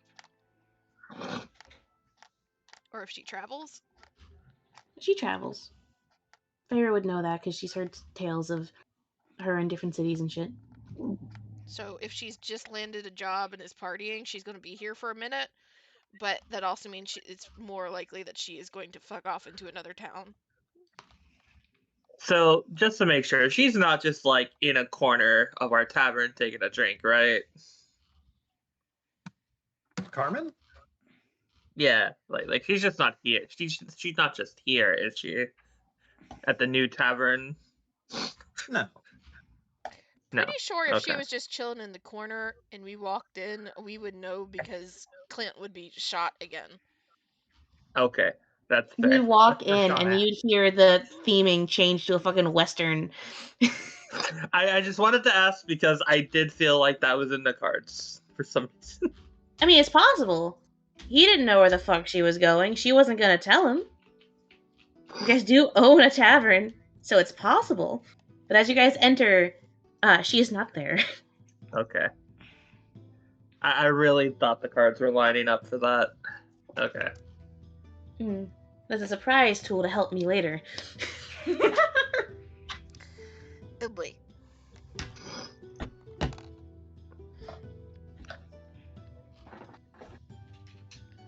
So I don't know, I guess info dump it has happened, or we can RP that out, or we can skip it and just say that it has happened if we don't want to RP that out.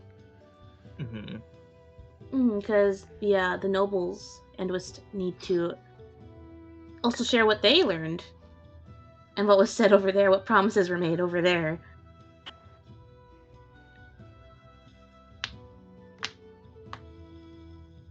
Oh, yeah. Good news, everybody. We're having a party here. Goodbye.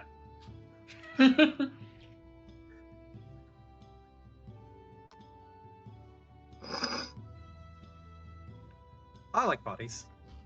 I'm fine with it. Wait, whose birthday is it? Well, Rosette was so nice. She wanted to host a welcome back to society party for me here at the manor.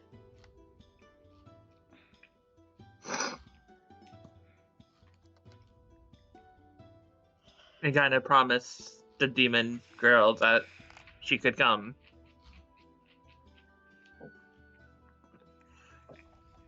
She's not a demon girl.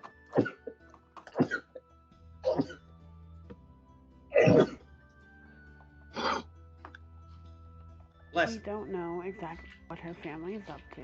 We're just trying to get information. And Did it's you see something how that she can be reacted? useful. What do you mean? The second Wisteria pulled out that little, like, devil stick figure thing, she froze up. That's a good sign, isn't it? I legitimately What? don't remember that at all. I also do not. There was a scene where Wisteria pulled out, like, a little, like, devil action figure and put it on, like, Leona's shoulder, and Yeah, Tomasa, I like, think froze up. I don't think that happened. No. Wait, what? No, it You're did not fucking with happen. me. No. No. No, you're gaslighting me. No. Hold the fuck up.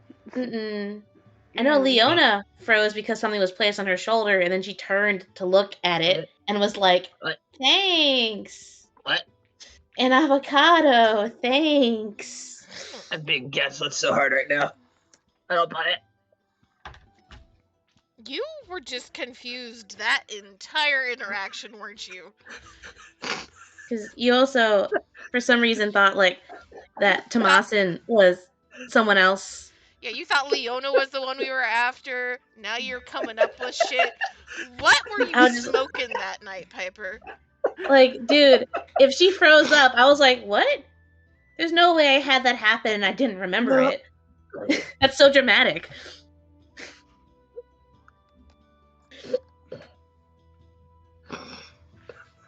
I have no words. Okay, well, never mind then. You start sending Piper all of those old, like, 90s, like, this is your brain on drugs shit. Cracks an egg, sizzles on the skillet.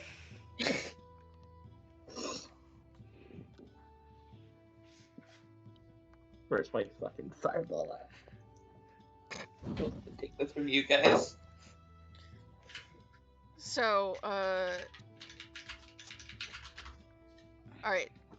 Excusing that last statement, because that didn't happen.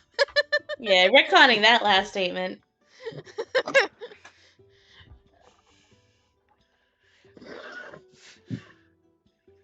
Farah just kind of, like, looks. Oh, great. Inviting Asmodeus people into a tavern that is supposed to be my home. That's gonna work out real well. I need to see if I can get a room at the Autumn Portal again. We're not gonna burn the tavern down. Probably. Let me It's just. also something that we can hand wave. It is not. We can make up an excuse on how the date was changed or the location. It happens all the time.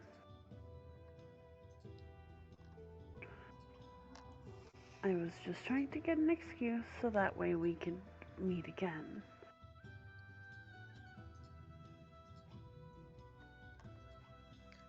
And if you're meeting again, I'm assuming that means that there wasn't anything particularly interesting that she was able to say.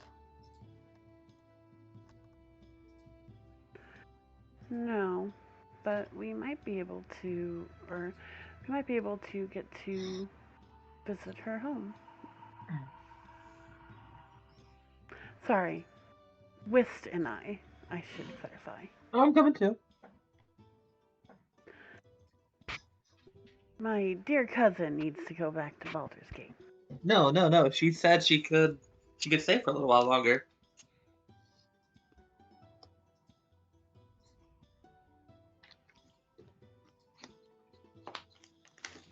You know, if you manage to get inside that house, you might actually find something if you can cause enough of a distraction for one of you to slip away. Which might actually be a reason for you to bring Ashley. Looks at Ashley. He's Nods. surprisingly good Nods at fucking sagely. distractions. A tea You nod party very is sagely. one thing. A sleepover is another. I can handle it.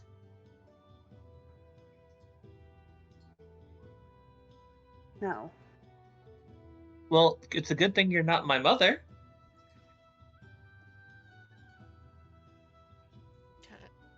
Looks between the two of them and then looks towards Whist. And I see that you didn't get eaten by any of the nobles, so applause, I suppose. No, Ashley like puts his hand on her shoulder. She learned how to accept a gift today. I was so proud of her. It was very stressful. But if you're needing somebody to sneak out while there's talking of it, well, nobody misses me. I could do it. I think Heist, I think you need to recall some of our conversations. You're a little bit more memorable than you think you are, especially here in, well, the material world. Not many women walk around with deer antlers. Then again, why? They're very beautiful, don't you think? Like Feyre They just are, kind of they like are lovely. gives that like side to side like half nod shrug. They don't look too bad, but it's less of a don't know like choosing not to and more of a most of the races around here just can't. But you've got horns. You remember how I was talking about tieflings being a little bit of a different thing? Oh. Wisteria pauses, considers. I see. Well, she pauses, considers. Kira opens her spell sheet. Because I think I have something, but I can't remember if I do. Do you have this guy's self? That's what I was checking. I do not. I have charm person and enthrall and suggestion. Enthralls, the spell that focuses makes you required to focus only on you, on the caster. I was like, what are the other things that I get from this? It's not disguise self. It's not disguise self. She just looks. Okay. Well, I don't think they make hats big enough, do they? I mean, it can. Yeah, I'm sure we can figure out, well, more accurately, Rosette can figure out how to get you either snuck out or part of the distraction. Looks towards Rosette. Shouldn't be that hard.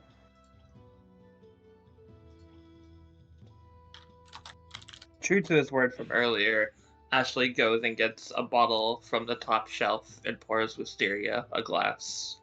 She's done drinking before it even hits. Like, it's just gone.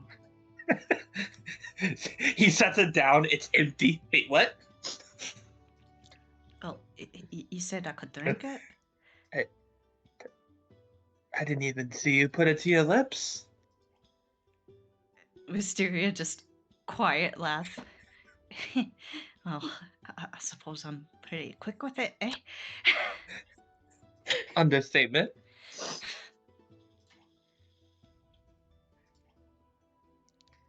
And Feyre will just kind of shake her head. She wants to say something, but that's fucking Ashley's money.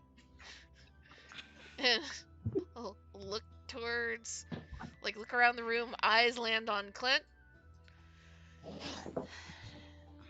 So, you just conveniently forgot to mention that the woman that shot you the other night is Miss Dread. He blinks for a second and just goes, "Oh, well, I didn't know her as Miss Dread until I just now realized that she's Miss Dread. I don't think about it often." He scratches his chin.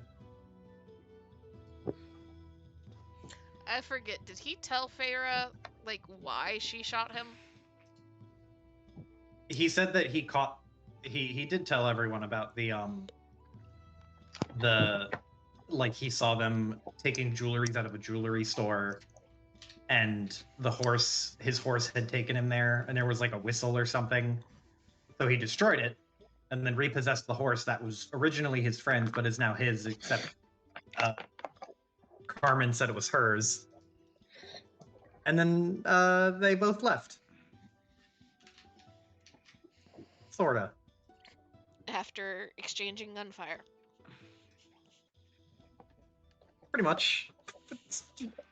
Sorta.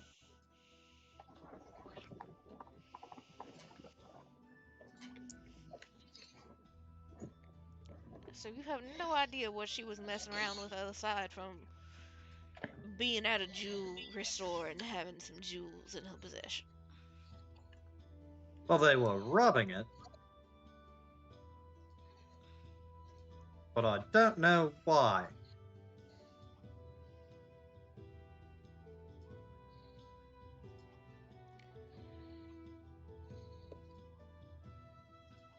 Think you can remember where she likes to frequent around town?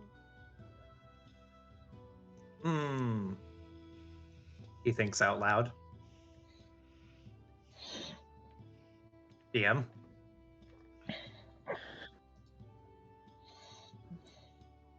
Do you think Clint would know? Or would at least know the old spots? Because they have a pretty interesting relationship. Yeah. I would think probably the old spots.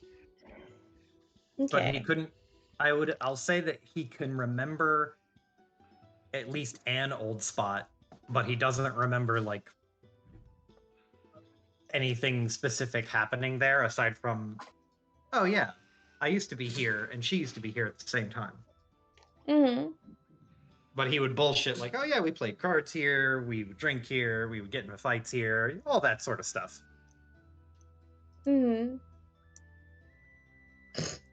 Dude, I low-key imagined that like they ended up at the same fucking card table once, and it was very tense.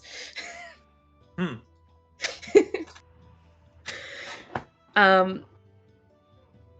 But Clint, you probably name one or two taverns in town that you remember seeing her in. But you do know that she typically likes to bar hop.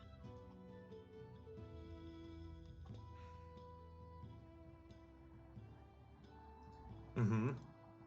So it's just like there's an equal amount of chance to find her literally anywhere. He scratches his chin for a second and says, "They could be basically anywhere. Take your pick. She goes all over the city."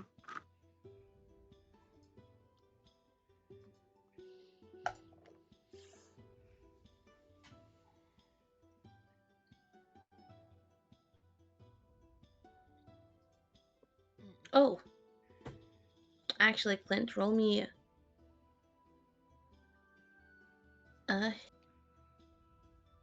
intelligence or history. Have you try and see if you can remember something. History? Did you mean history or something else? Just straight intelligence or history if you got proficiency in it. I don't. Okay. 13.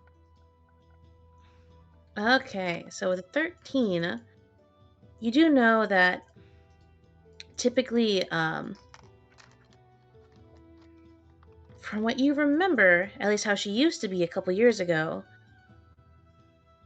there are some spots that she favors, but you do know that the first few days, at least, are always spent visiting the nicer places.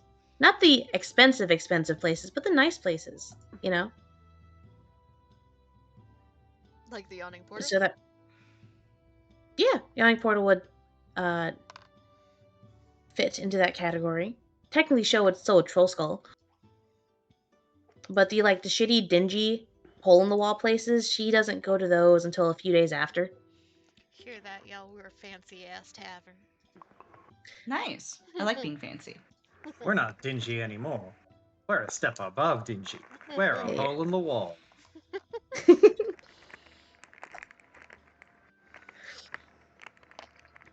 So that rules out the more shitty, shady taverns, at least until next week.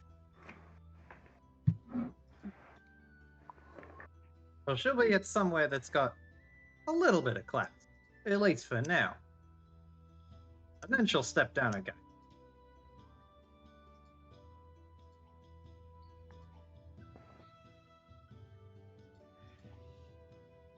Figure will kind of nod. You see the gears turning. Well, sounds like we're gonna need to do a little bit of bar hopping ourselves. See if we can find her before she skips town.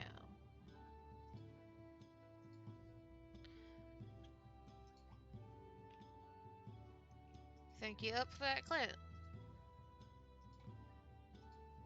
He blinks, and there's a slight there's just a very, very slight eye twitch. Well, I guess I kind of have to be. I can't let her get away with shooting me without paying her back again.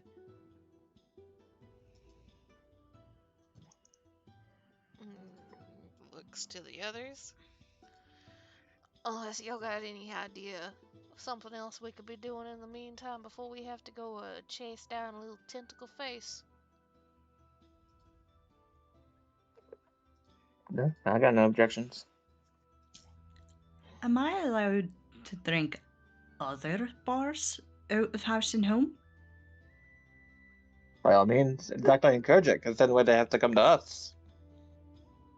Mysteria nods sagely.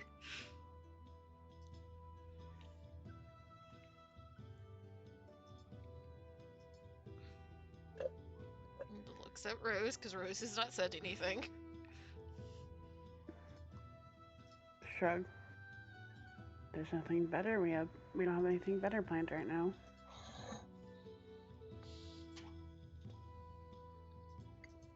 Feyre nods. Yeah. A little bit of bar hopping over the course of the next couple nights, and I do think we probably need to stop by and tell Archer about what we found out and who's tossing these coins all over the place. Probably be a little bit interesting to him.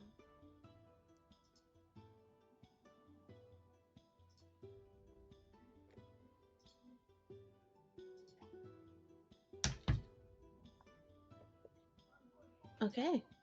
So, you guys have more than enough time for a short rest, but do you do anything else that night, or do you call it a night and do stuff tomorrow?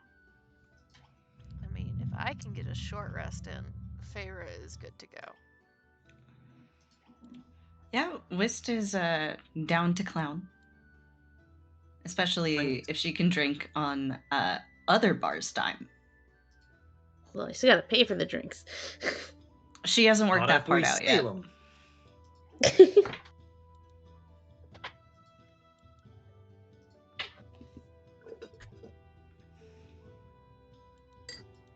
I mean, Sorry. Rosette's healed, so I think she's good fight-wise.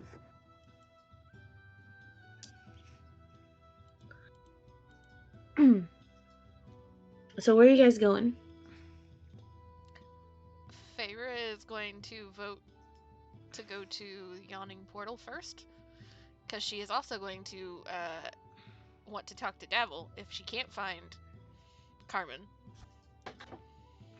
Because he needs to give them some gold, number one, and number two, she wants to see if he wants to go wandering around the sewers reliving his adventurer days.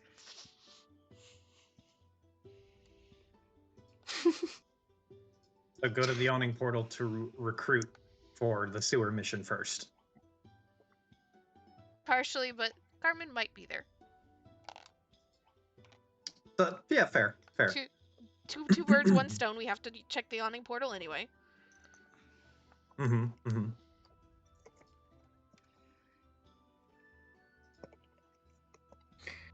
Okay, so I hear what, 2 votes for Yawning Portal? I'm Sounds good. gonna do my best Clint impression here. I don't know what that place is. The Yawning Portal, Wisteria, is a tavern that is placed in the middle of an entrance to the Underdark, right? To the There's- Undermountain. It's a giant To the Undermountain. dungeon. Yeah. There's a giant pit in the center of the tavern, so it's a hot spot for a lot of adventurers. I see. That does sound pretty sick. Yeah, it's Still so. mental. It's pretty legendary, like as a place. Mm-hmm. Actually, it's recommended that we do Dragon Heist and then Dungeon of the Mad Mage right after, of the party leveling up high enough to go to the dungeon.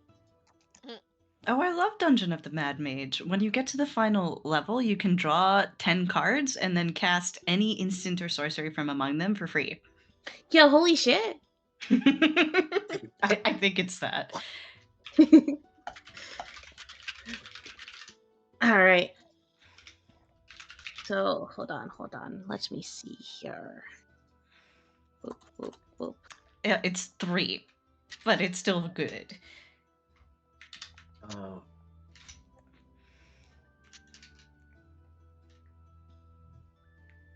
Oh yeah, the top one is yachting portal. Yeah. Mhm. Hell yeah. Dungeon of the Mad Mage is like one of the only like official things that gets you into like higher level play.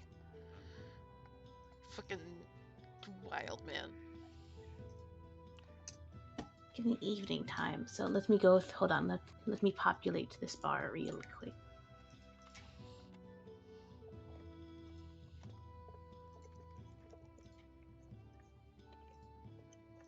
Oop. Put y'all back there. Oh, we forgot something. We have to go. Ashley forgot his coat. There's a very specific coat that he needs to wear. Yeah. Yeah, I need my pitch black coat. I'm wearing my raven black coat right now. Oh my god, it's a fashion disaster. Clint, I'd like you to do me a favor real quick. Yes. No, don't do the DM favors. Don't do the DM favors right now. Look into the Clint chat. Mm-hmm. I don't know how to fucking type is what I don't know how to do. That's okay, typing's hard. Typing is very hard. True. I don't know how some people do it for a job. Ooh. It's kind of Yeah, no. fucked up. Considering the fact that, like, actually, fucking, it does make sense Kira would say that because all you have to do to stump her is hand her an actual normal keyboard. Hey, that's so fucked up. It's not wrong, but why would you say it? Is there some special Yeah? author keyboard that I'm not aware of? Yeah, I guess You've you not weren't seen in the my call for keyboard? that. Yeah, I have a Ah. split keyboard with all of the keys in columns, and all of the auxiliary keys are on layers in the keyboard. So periodically, I will not know what key something is because it's not labeled. There's no way to figure it out. I have to go onto a website and do it. And her keyboard So- broke once, and she had to use a normal keyboard for like 2 days or some shit. Yeah, it And she was couldn't do it. awful. I do not recommend. Amy, that is a natural one for a total for a total of Uh-huh. 0. Oh my god. Okay, it's a good thing I got that short rest in.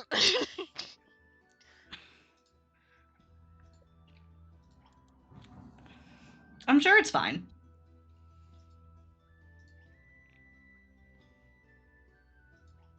Alright, who's having a fun night out? Is all I'm like plucking. Like, you know what? Fuck it, they're here too. You know? They're having fun.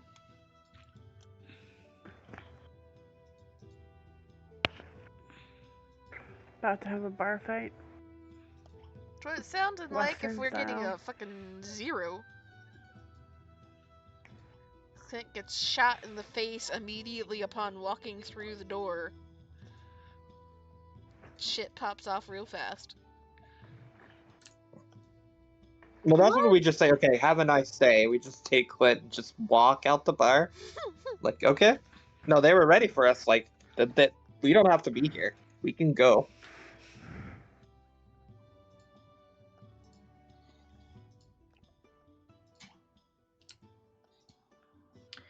It's like the day after a boop, boop, boop. It's one of the last days of the festival, and people aren't in the partying mood. However, People are in the hungover state after too many days of partying. yes.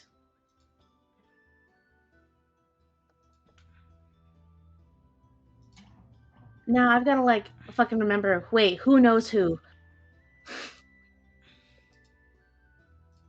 Got to get out the relationship chart. I probably I'll save you time in that Wisteria doesn't know anyone.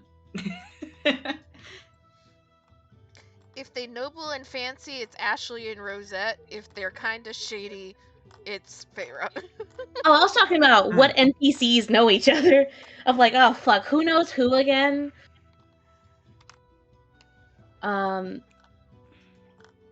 You know what? Fuck it. These two guys are friends. Because why not? It makes sense. They have the same energy. Alright. So, you guys all make your way to the yawning portal. And you see that the streets aren't crowded, but it's clear that, like, okay, people are turning in.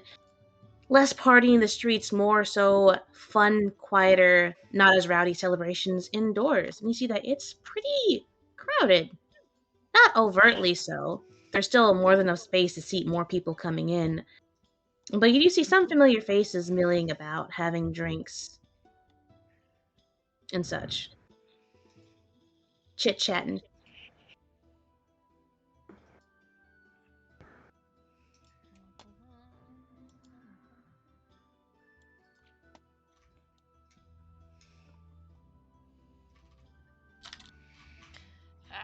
Looks there.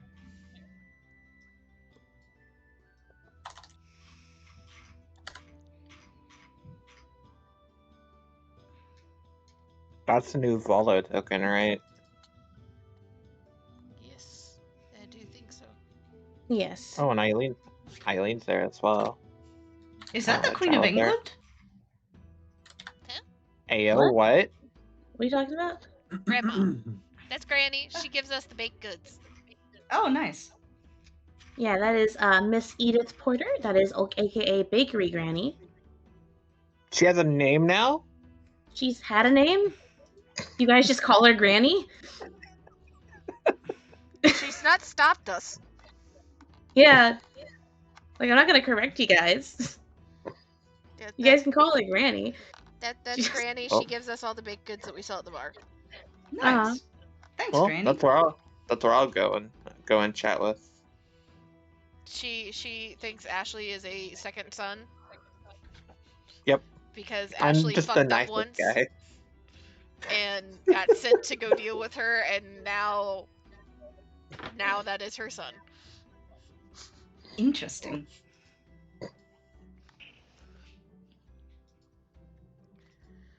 Fucking, I want to go talk to Luck, but Devil. You see that Luck is feasting on a pie right now, like an entire fucking pie. He's gonna be busy for a minute then. Yeah, like his hands are full. Just kind of like pause in the doorway, kind of looking around. Wait, hold on. I see Ashley has left the party. Immediately, yes. Okay. Do we have a Rosette I here? can come back. Oh no, it's fine. I just want to keep track of like where people are going. Okay. Sorry, I I saw was my looking at all the people. NPCs. I just want to make sure that you were still here. Alright, so Ashley immediately beelines. Okay. Pharaoh would pause in the doorway, kind of looking around, would look at Clint, like, you see her? Clint, like, smiles, as usual, all smile, just kind of looking around. Doesn't see anything that catches his eye right away, and then you see his face, like, as he scans the crowd. He even does like the hand over the eyelid or hand at the eyebrow, like shading his eyes from the sun that isn't there, and is looking. And then he stops and he lowers his hand and smile droops, and he just blinks, and then he'll rub his eyes. Well, he only rubs one eye, but he rubs his eye with the hand, and then looks, and without saying a word, with very, very like flat expression on his face, he will just start walking towards the back of the bar. He doesn't look like anxious or upset, just flat.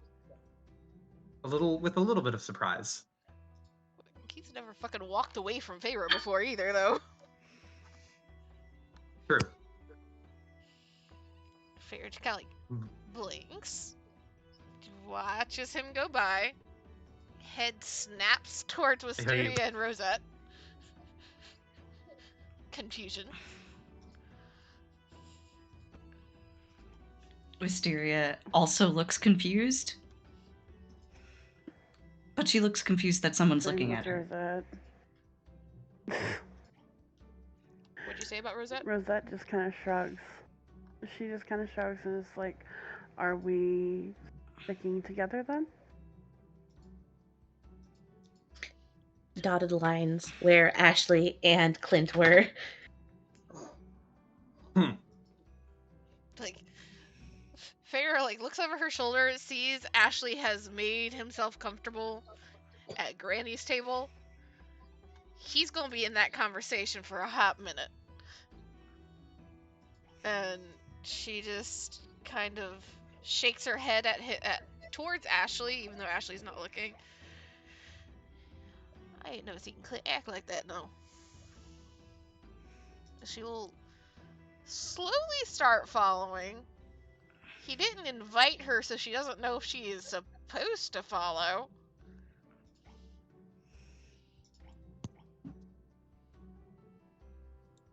Okay, and sorry. So Clint will walk all the way to this back table, and then pull up a chair and sit next to this person. Does he say anything when he sits down? He, at first, no. He just sits down and kind of looks at her blankly. Okay. After a pause, he'd blink for a second and then hold up a hand, kind of meekly, be like, "Hi." I see the three girls. Have they all decided to follow Clint? I think so. I mean, it's supposed to be dangerous, right? Or just eavesdropping. Versus Ashley.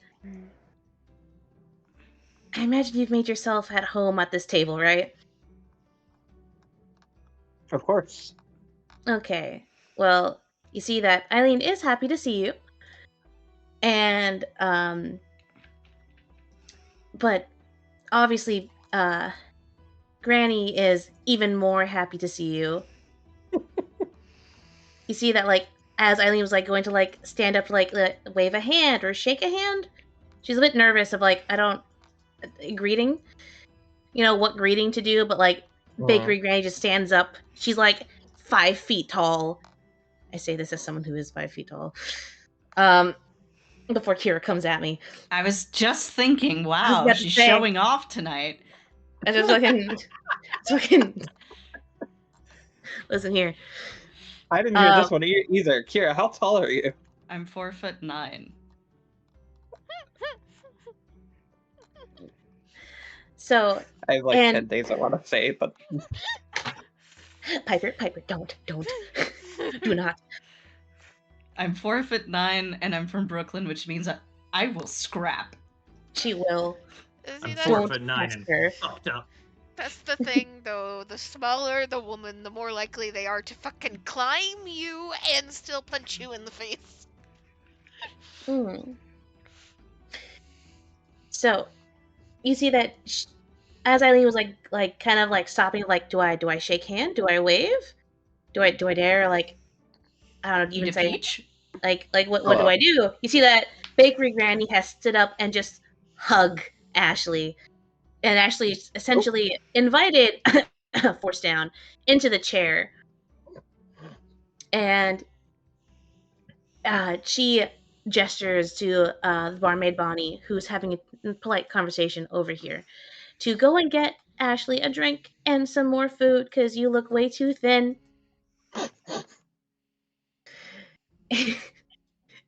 And she goes back to like she was just telling Eileen a story. But you know what? Just for you, she's going to start over. I would love to hear it. Eileen is trying to stifle a giggle behind her hand. But that is what Ashley is. It's very good, friendly vibes over there. Mhm. He is increasing his social meter with Granny. Not Eileen, just Granny. Oh, it's both. But the one that's most apparent is Granny. It's full of the cheek pinching, the like, did you even eat today? It's like, it's way too cold. You should have a thicker jacket on. Here, I have a scarf. Hold on. No, I don't need a scarf. This jacket is lined. Don't worry. Doubt in her eyes as she pulls out a very, very soft knitted scarf that is very, very nice, like pretty gray color with some like blue edges. If you don't And she take the just starts granny wrapping it scarf, around. Yeah. I have to take the scarf if she hands it to me. She starts wrapping it around Ashley's throat, just tucking it in. She like folds it in, ties it into a nice pretty knot, and just like tucks the rest into his jacket. My neck feels warmer already. Thank you, Granny. But that's what Ashley's doing at the moment. As you see here, from the other side of the table, you see Feyre, Wisteria, and Rosette have followed and are eavesdropping, observing, curious. I imagine Feyre has walked up kind of like halfway between the two tables. Not Mhm. sure if she should sit down with Clint, or if she is not invited, or what, and it doesn't not until she hears the scraping of the stools behind her. And I imagine like some noise from Rosette or Wisteria that she's like, I guess I'm just gonna sit over here then. Little. Psst. Honestly, I didn't realize you guys would do this, but these 3 stools are so fucking convenient. Holy shit. They really are. It's perfect. It writes it so. Alright, so Clint, what do you do again? He just walked up and then Mhm. sat for a second silently, and then just did like a very, very, like, I can't think of a word to describe it. Like very, very soft, like half-hearted wave, and it said, "Hi." Okay.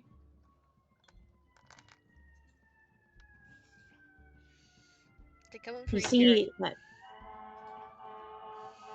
Oh shit, Kira, Oh, sorry. I forgot you guys can hear that. coming for you. It's fine. Don't worry about it. It's gone now. We told you not to stab that person. We told you. Smoke spotted 900 feet away. That would do it. Oh shit. But Clint, you see that this woman turns? You see that she was drinking something. And she had the mug lifted up to her lips, but she pauses as you sit down.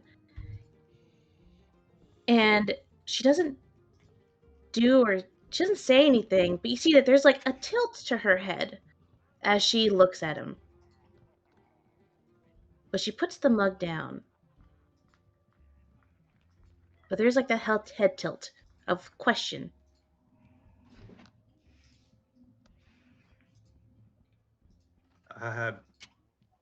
Do you not know me?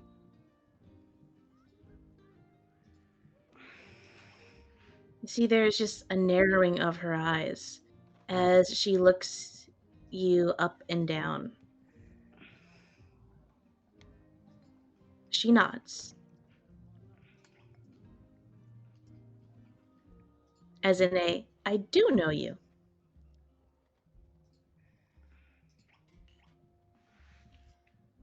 But there's just And like tilt of her head of like, I do know you, but why are you here? he blinks, and he'll dig around on the inside of his, like, the shirt collar around his neck, and then fish out the little amulet that's still around his neck, and he'll hold it up and be like, "Did you give me this?" You see her eyes widen as her eyes like go down to the amulet before going back up to Clint's eyes. You see her eyebrows furrow a bit as her head tilts the other direction. And you see that her posture kind of shifts a bit. She kind of tilts in her chair, turns to face him some more, and she crosses her legs, like one taking like her right ankle and putting it on top of her left knee as she leans back in her seat to face him, taking one hand to pick back up her mug as she takes a sip.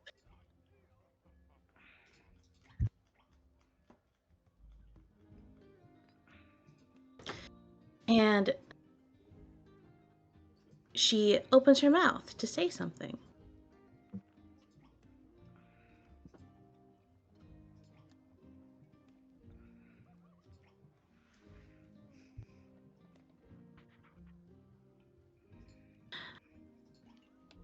Who exactly are you seeing right now?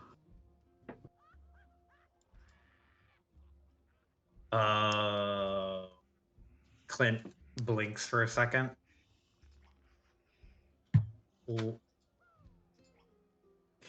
So Joe, recognize the voice. Is Clint allowed to recognize the voice? Quick little sidebar. Mm-hmm. This token that Clint is sitting with, that is what Clint sees. However, for everyone else, they see this person sitting there instead. I figured I could do a little swap because in character, Clint would be the only person who would be able to recognize either of those two.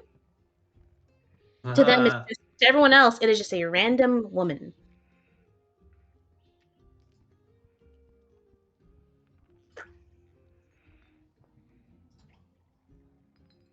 So my question stands. Mm-hmm. Can Clint recognize who it is from the voice? After an awkward pause of like, Think so, yeah. yeah, he stops for a second and like he narrows his eyes and like squints. You're not who I think you are you? And he scratches his chin. See, she takes another sip of her drink.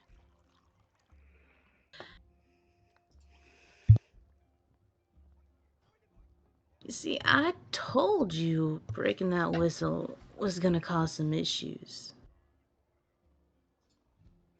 Clint is going to do two things very rapidly. So he is like, after the second time he hears her voice, he knows exactly who it is, and that affirms it. So he, in like rapid succession, he will roll backwards out of the chair, hit the floor, and somersault back and stand up. And he is going to draw, and I know that it won't work this way, but he will try to draw both the Dragon Blaster and Lucky Daisy, one in each hand, and point them at her. You see, she snorts at this. And Clint, as you blink, you see that it's not Maya that you saw there. No, that's Carmen. Your vision like clears. It takes a few seconds though, and the two kind of slowly falls away to reveal that no, it was Carmen sitting there. There is a there is a very obvious like awkward discomfort in Clint's expression, but he tries to cover it, like to mask it with his cocky, normal, self-assured grin. And he just goes, "Sorry about that. I must have lost my head for a second. My eyes aren't as good as they used to be."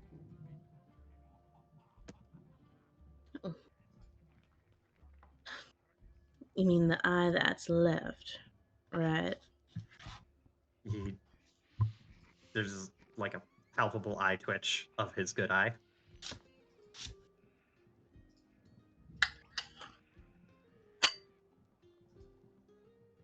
His tongue is caught in his mouth. He does not have a quippy response for that. I will say, if I'm allowed, as soon as fucking Clint rolls away and pulls a gun, Feyre has gotten up off of her stool. She's not done anything yet because she has no fucking idea what's going on. Clint's body language has changed in a fucking instant. But she is like behind one shoulder, like just like looking back at Clint's head. This tiefling woman, back at Clint's head. This tiefling woman.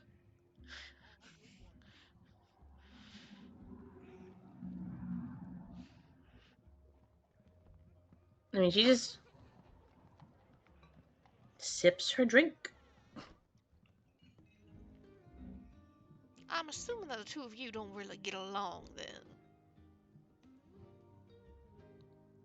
You might could say that. This would be that lady I was talking about earlier. You know, I think we'd get along fine if you just stayed out of my way.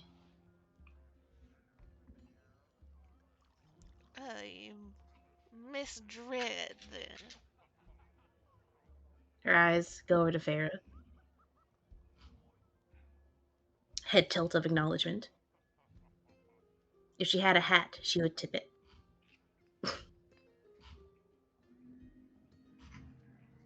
And are you planning on trying to blow a hole in my friend here's gut again?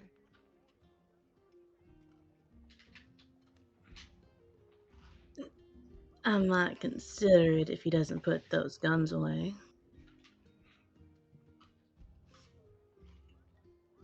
He'll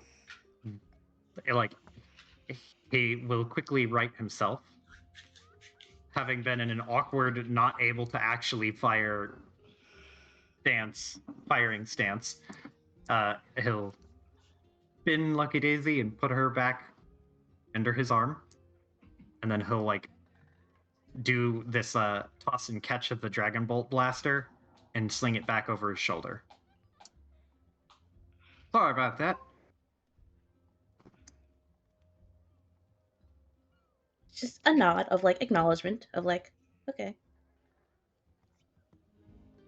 Feyre will kind of glance over her shoulder towards Whist and Rose, and then we'll take a little bit of a step forward, kind of catching Clint's eye with just that very clear expression of you good?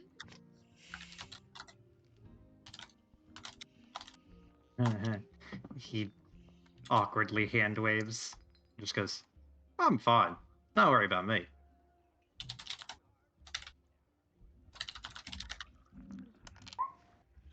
If it's okay, DM. Mm-hmm.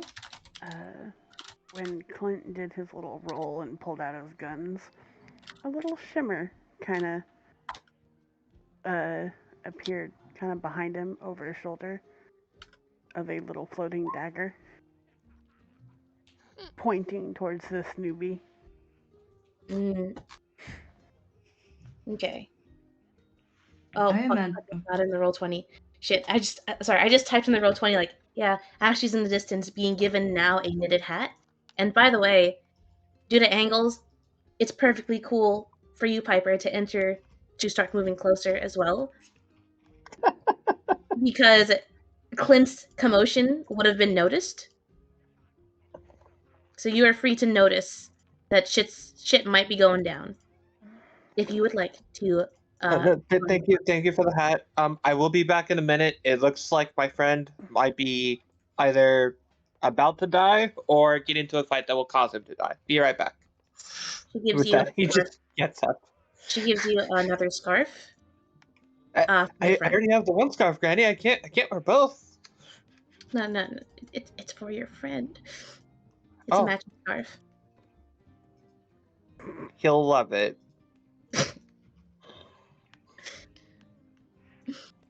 Okay, so just to give you like a rejoin the party ticket whenever you go to the place I'll take my rejoin the party ticket. I'll cash that in. Okay. So, Mysteria, I imagine, was maybe successfully able to haggle for an entire bottle of something. I'll leave what she was able to haggle for up to you, DM. You can get like a large bottle of ale, I think. She gets an entire bottle of ale. And like Like a she was 2 liter. yeah, she's in the middle of like whirlwind chugging this thing when the roll happens. And she will just quietly look over. I don't know how what span of time this is going to be, but can I have like a ready to action to cast Shield of Faith Yeah. on yeah, I'll do that. I'll ready an action to cast Shield of Faith on Clint if stuff goes bad. Mm-hmm. So Rosette's got her psychic daggers at the ready with a target in mind. Wisp has her magic ready to try and protect Clint if shit goes down. Ashley is armed with more scarves than he knows what to do with, and a destination in mind as he makes his way across the tavern. While Carmen, it looks like she accepts Clint's apology. She sips her drink. She hasn't moved at all. She's kind of just like lounging in her chair. Can I tell what type of tiefling this is?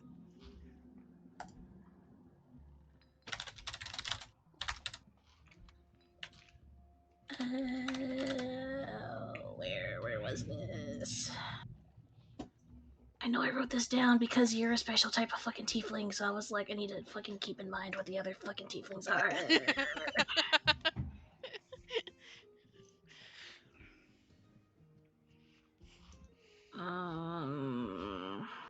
Are they like color coded?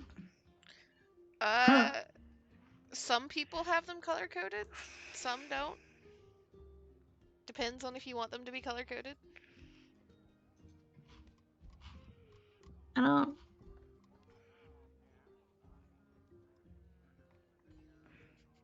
don't think so. It would be easy. However, I like art too much to throw away to not use them because of color. There's I just say that generally tieflings are certain colors. Sometimes they're different. But hold on, let me read this. Oh, I think I found it. Hold on. You can roll me a. I mean, I gave you like a fucking, I don't know, demon vibe check, right? you said that I could have it. You never officially told me to make a skill for it. No. Ah, okay. You can go ahead and make that skill. Okay. Demon And vibe check. demon vibe check. You're gonna have proficiency in it, and we're gonna tie it, I think, to your wisdom. Just the vibe check, you know? Wisdom.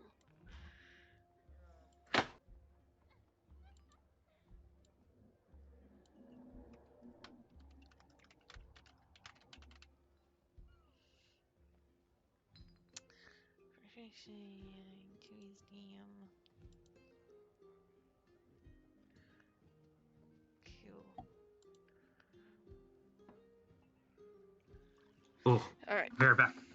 I got a warmy time. In my absence, Kira is Clint. Okay. Oh god. That's what happens when you make the accent. When you can pass off, that was a really good Clint impression. Better than the rest of us. Mm-hmm. I was Eastmark last time, so I guess I just chose backup. That is a 15. A 15. Okay. So you are able to gather that, ignoring the color coding that sometimes happens, you're able to vibe check. You're getting some Zariel vibes. Okay. Mm. Farah just seeing that she is not moving to attack at the moment, and Clint is no longer aiming a gun in this general direction. She trusts that at least Rosette is gonna pop off if things pop off. Whist is gonna try to help, but Whist doesn't pop off. Whist is a helper. Yeah, she's a helper, but she's not a I'm gonna throw a dagger at somebody's face like Rose is. Mhm. Exactly.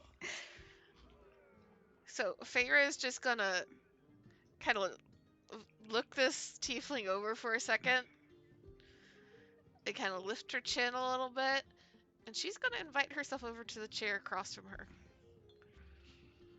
and just sit down, kind of lean back in the chair. Carmen doesn't stop you, but she kind of like watches the movement before you see it's like an internal like shrug of whatever. Before she just takes another sip of her drink. So I hear you just finished a job, right? Her.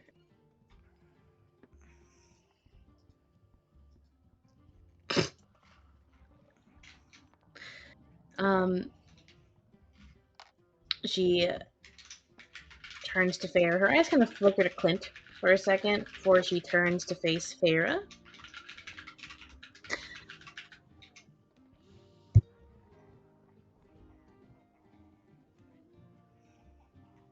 I might have.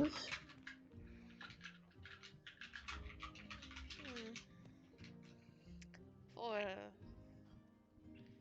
Xanathar Guild, right? Snatching something shiny.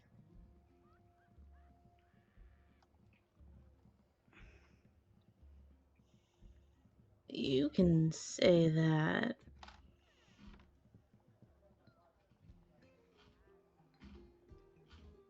And she just kind of tilts her head slightly. She's kept this like relaxed posture the entire time, and just kind of watching her. So, any idea what they had you fishing around all the jewelry stores for?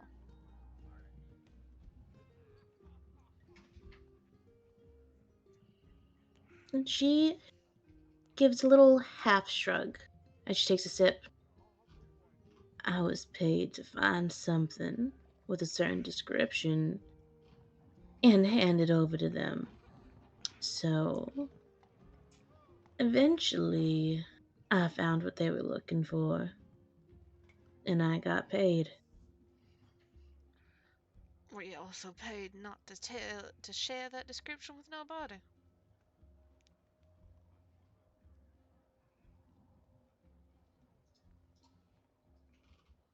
I guess I wasn't.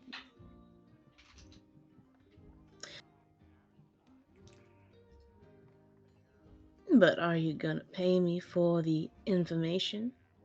I do need a refill on my drink, if you want to call that even.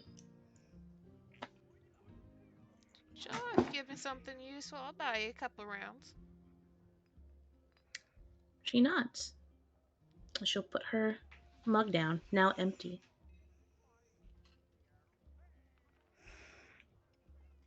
Clint will call over a waiter.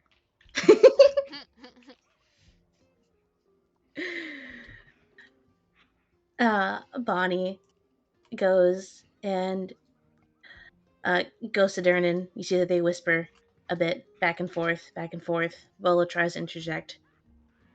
He's not successful before she comes back with a tray of a couple drinks, putting them on the table before going off to help someone else.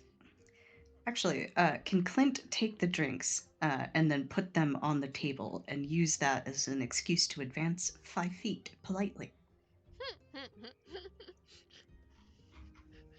This might be more brain cell than the man has, but I'm trying to help here.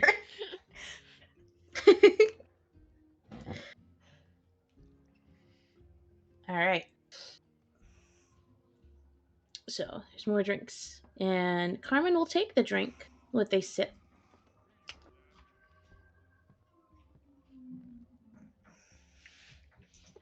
And you said you wanted to know what it looked like? Yeah, wanted to know what she was looking for. What descriptions they were giving her. What it ended up looking like. Okay. Where's my module? Gotta crack open that dusty book. I know, right? I haven't used this in forever. Not since I'm back. February. Right? Welcome back. Good work, Kira. Thank you. I heard Clint- everything. Oh, okay. Is Clint chill with Feyre? Like he is not. You don't think he strongly would have reacted to this interaction she has engaged in? No. So he get from Farah to Clint. Farah is like savvy as fuck. He interprets Farah, or sorry, he would understand that Farah would not fall for any like smooth talking that could come out of anybody's mouth. So he's like, yeah, Farah can talk to whoever she wants. So he's not worried about Farah, especially with Carmen.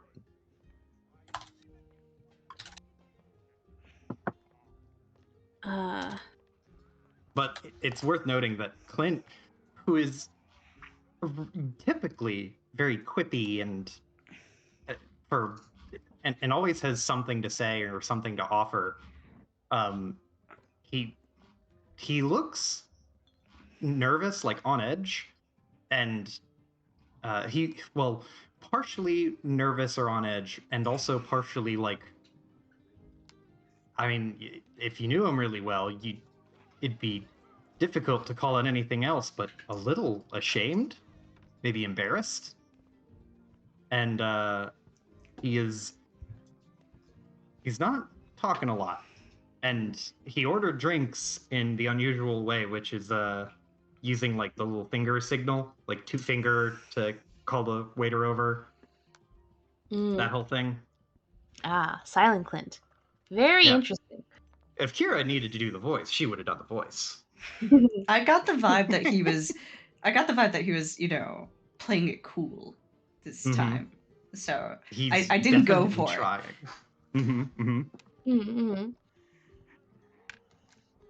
All right. I mean, Carmen will take the drink. And she'll take a sip. And then she holds up a little finger. Sorry, she holds up her hand, and she uses her index finger and her thumb to make a small circle. Just curling her index finger against her thumb. About the size of a marble. They wanted me to find a little stone about this big. Looks like a gemstone, more opaque in nature. Tinted green.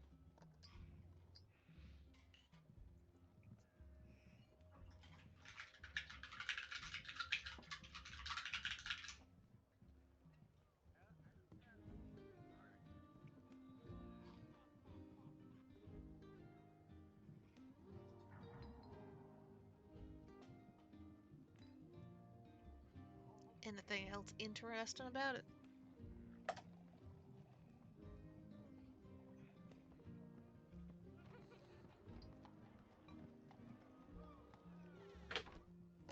Apparently, it's worth a lot more money than you'd think.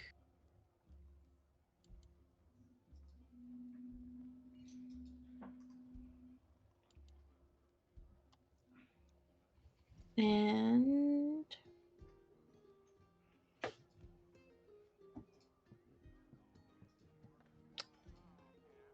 roll me persuasion.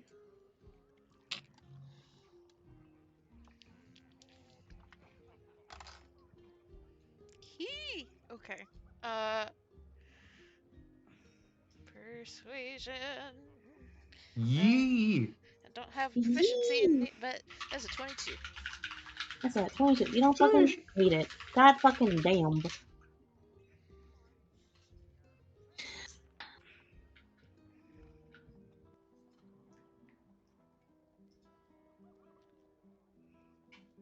You see, there's like a tilt of her head as she just like swirls the mug around and takes another sip.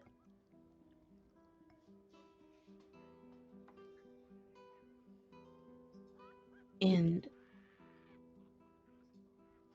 there is one other thing.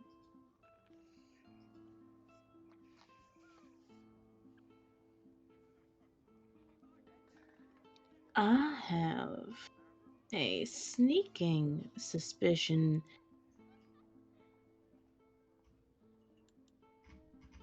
that there's more than one.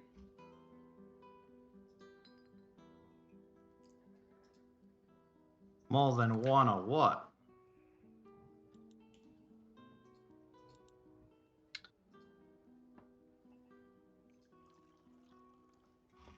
Of the little stone that they wanted so badly.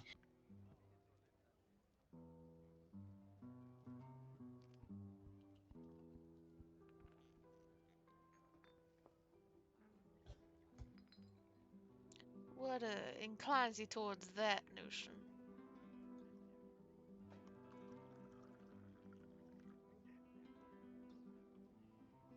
She tilts her head. Now you see that. You're gonna have to pay for that information.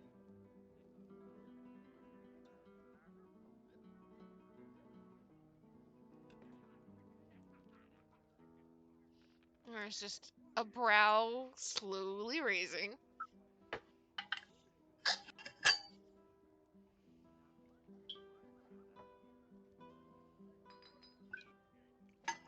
And what makes you, or how much you thinking that's gonna be worth then?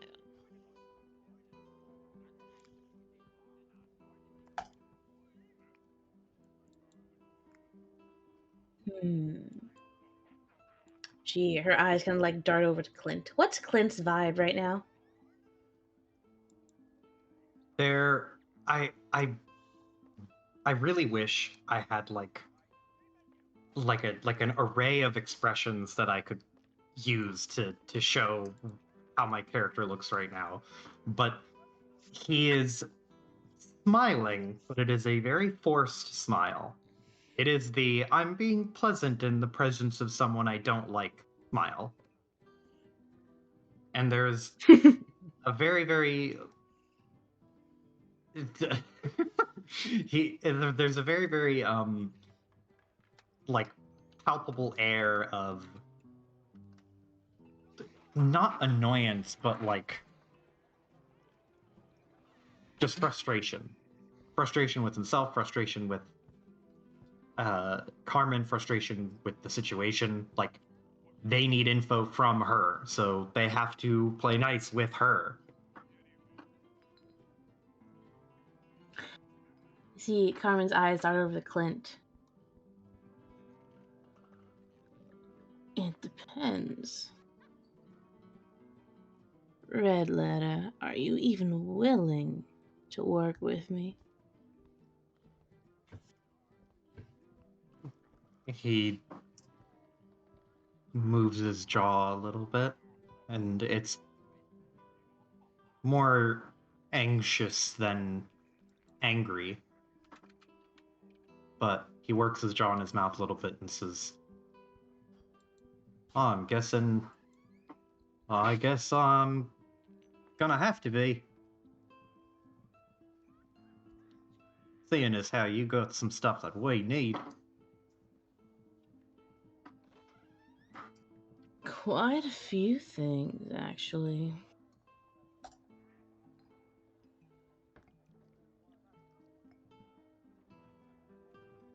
Hey, let's not But get ahead of ourselves with that. your friend here's right. I'll say this little bit of information is worth about 50 gold.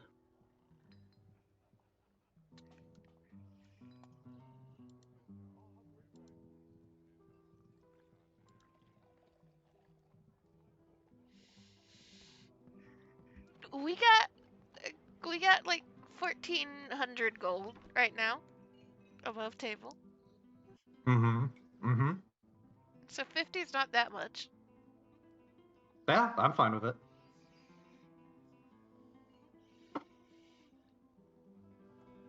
If we need the consent of the group, you have my vote.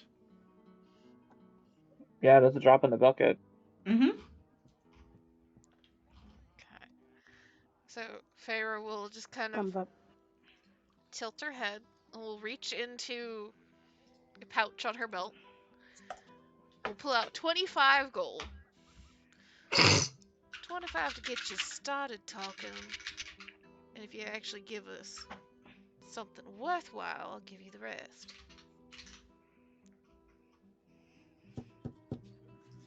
You see, Carmen kind of looks a little bit amused.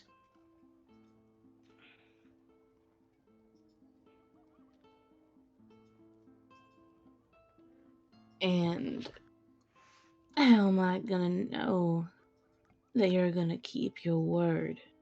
She'll take the other 25 gold and sit it directly in front of her.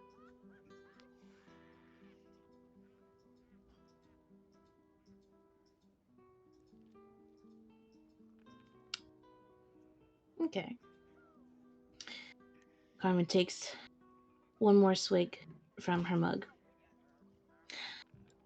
The reason I think there's more than one of those little stones is because I overheard them talking about it.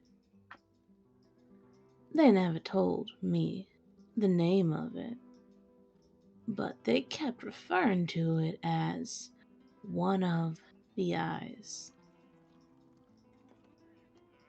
Makes me think there's more than one. And makes me think I should stick around and see if I get hired to find the rest of them. So, whoever hired you was just talking about this without thinking around you.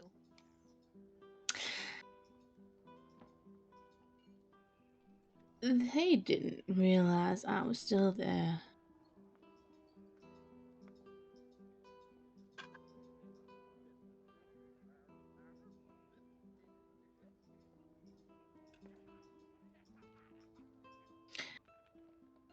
I can be hard to detect when I want to be.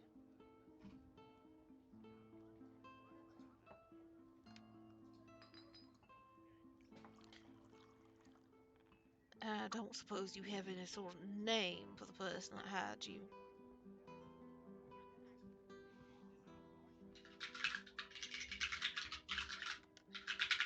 You see, that there's gonna be another 50 gold if you want that bit of information.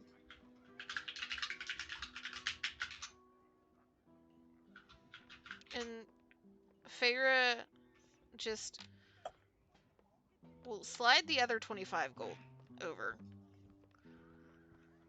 And she's kind of like has the pouch of gold like off of her belt in her hand. And there is the obvious clink of gold in it. And she's kind of staring at it.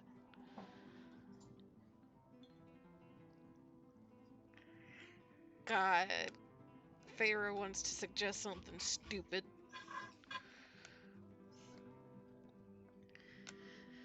God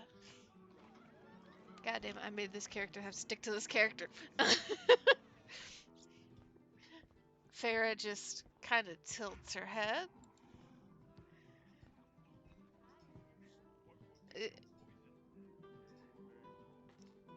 I am not necessarily one who likes to part ways with my goal very much. Sure you understand. perhaps you are somebody that likes to add a little bit of spice to some business interactions.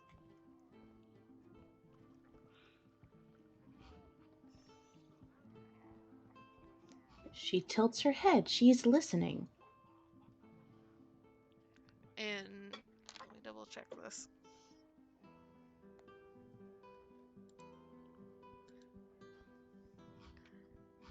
Feyre will pull out a deck of cards. Yo! Clint sees you pull out a deck of cards, and Clint is not a money person, but there is frustration that you can very easily see Feyre from being right next to him. It hit like very obvious frustration at this like position of weakness or of need rather that we have all been, or he has been thrust into with Carmen. And at the thought of betting cards, Clint seems a little bit like dubiously hopeful because he knows Feyre is like that's like her shtick. She's a shark.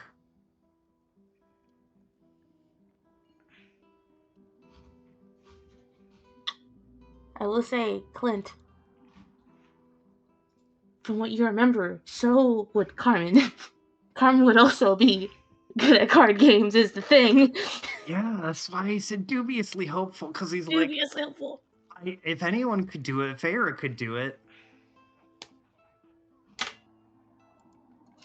Man, I really wish we were playing in person, because when I was running my homebrew game, like, what I did was the players played a card game with an NPC. And it just reminds me of that right here, right now. Of like, man, I wish we were at a table in person so that I could pull out a fucking deck of cards and we can play fucking blackjack or something. Like something easy, you know?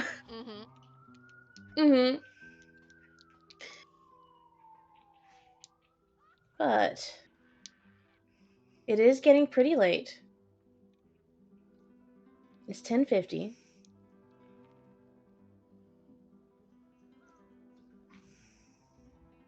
So I say we can end the session here with Carmen looking down at the cards, and they're just like very, very toothy grin that spreads across her face.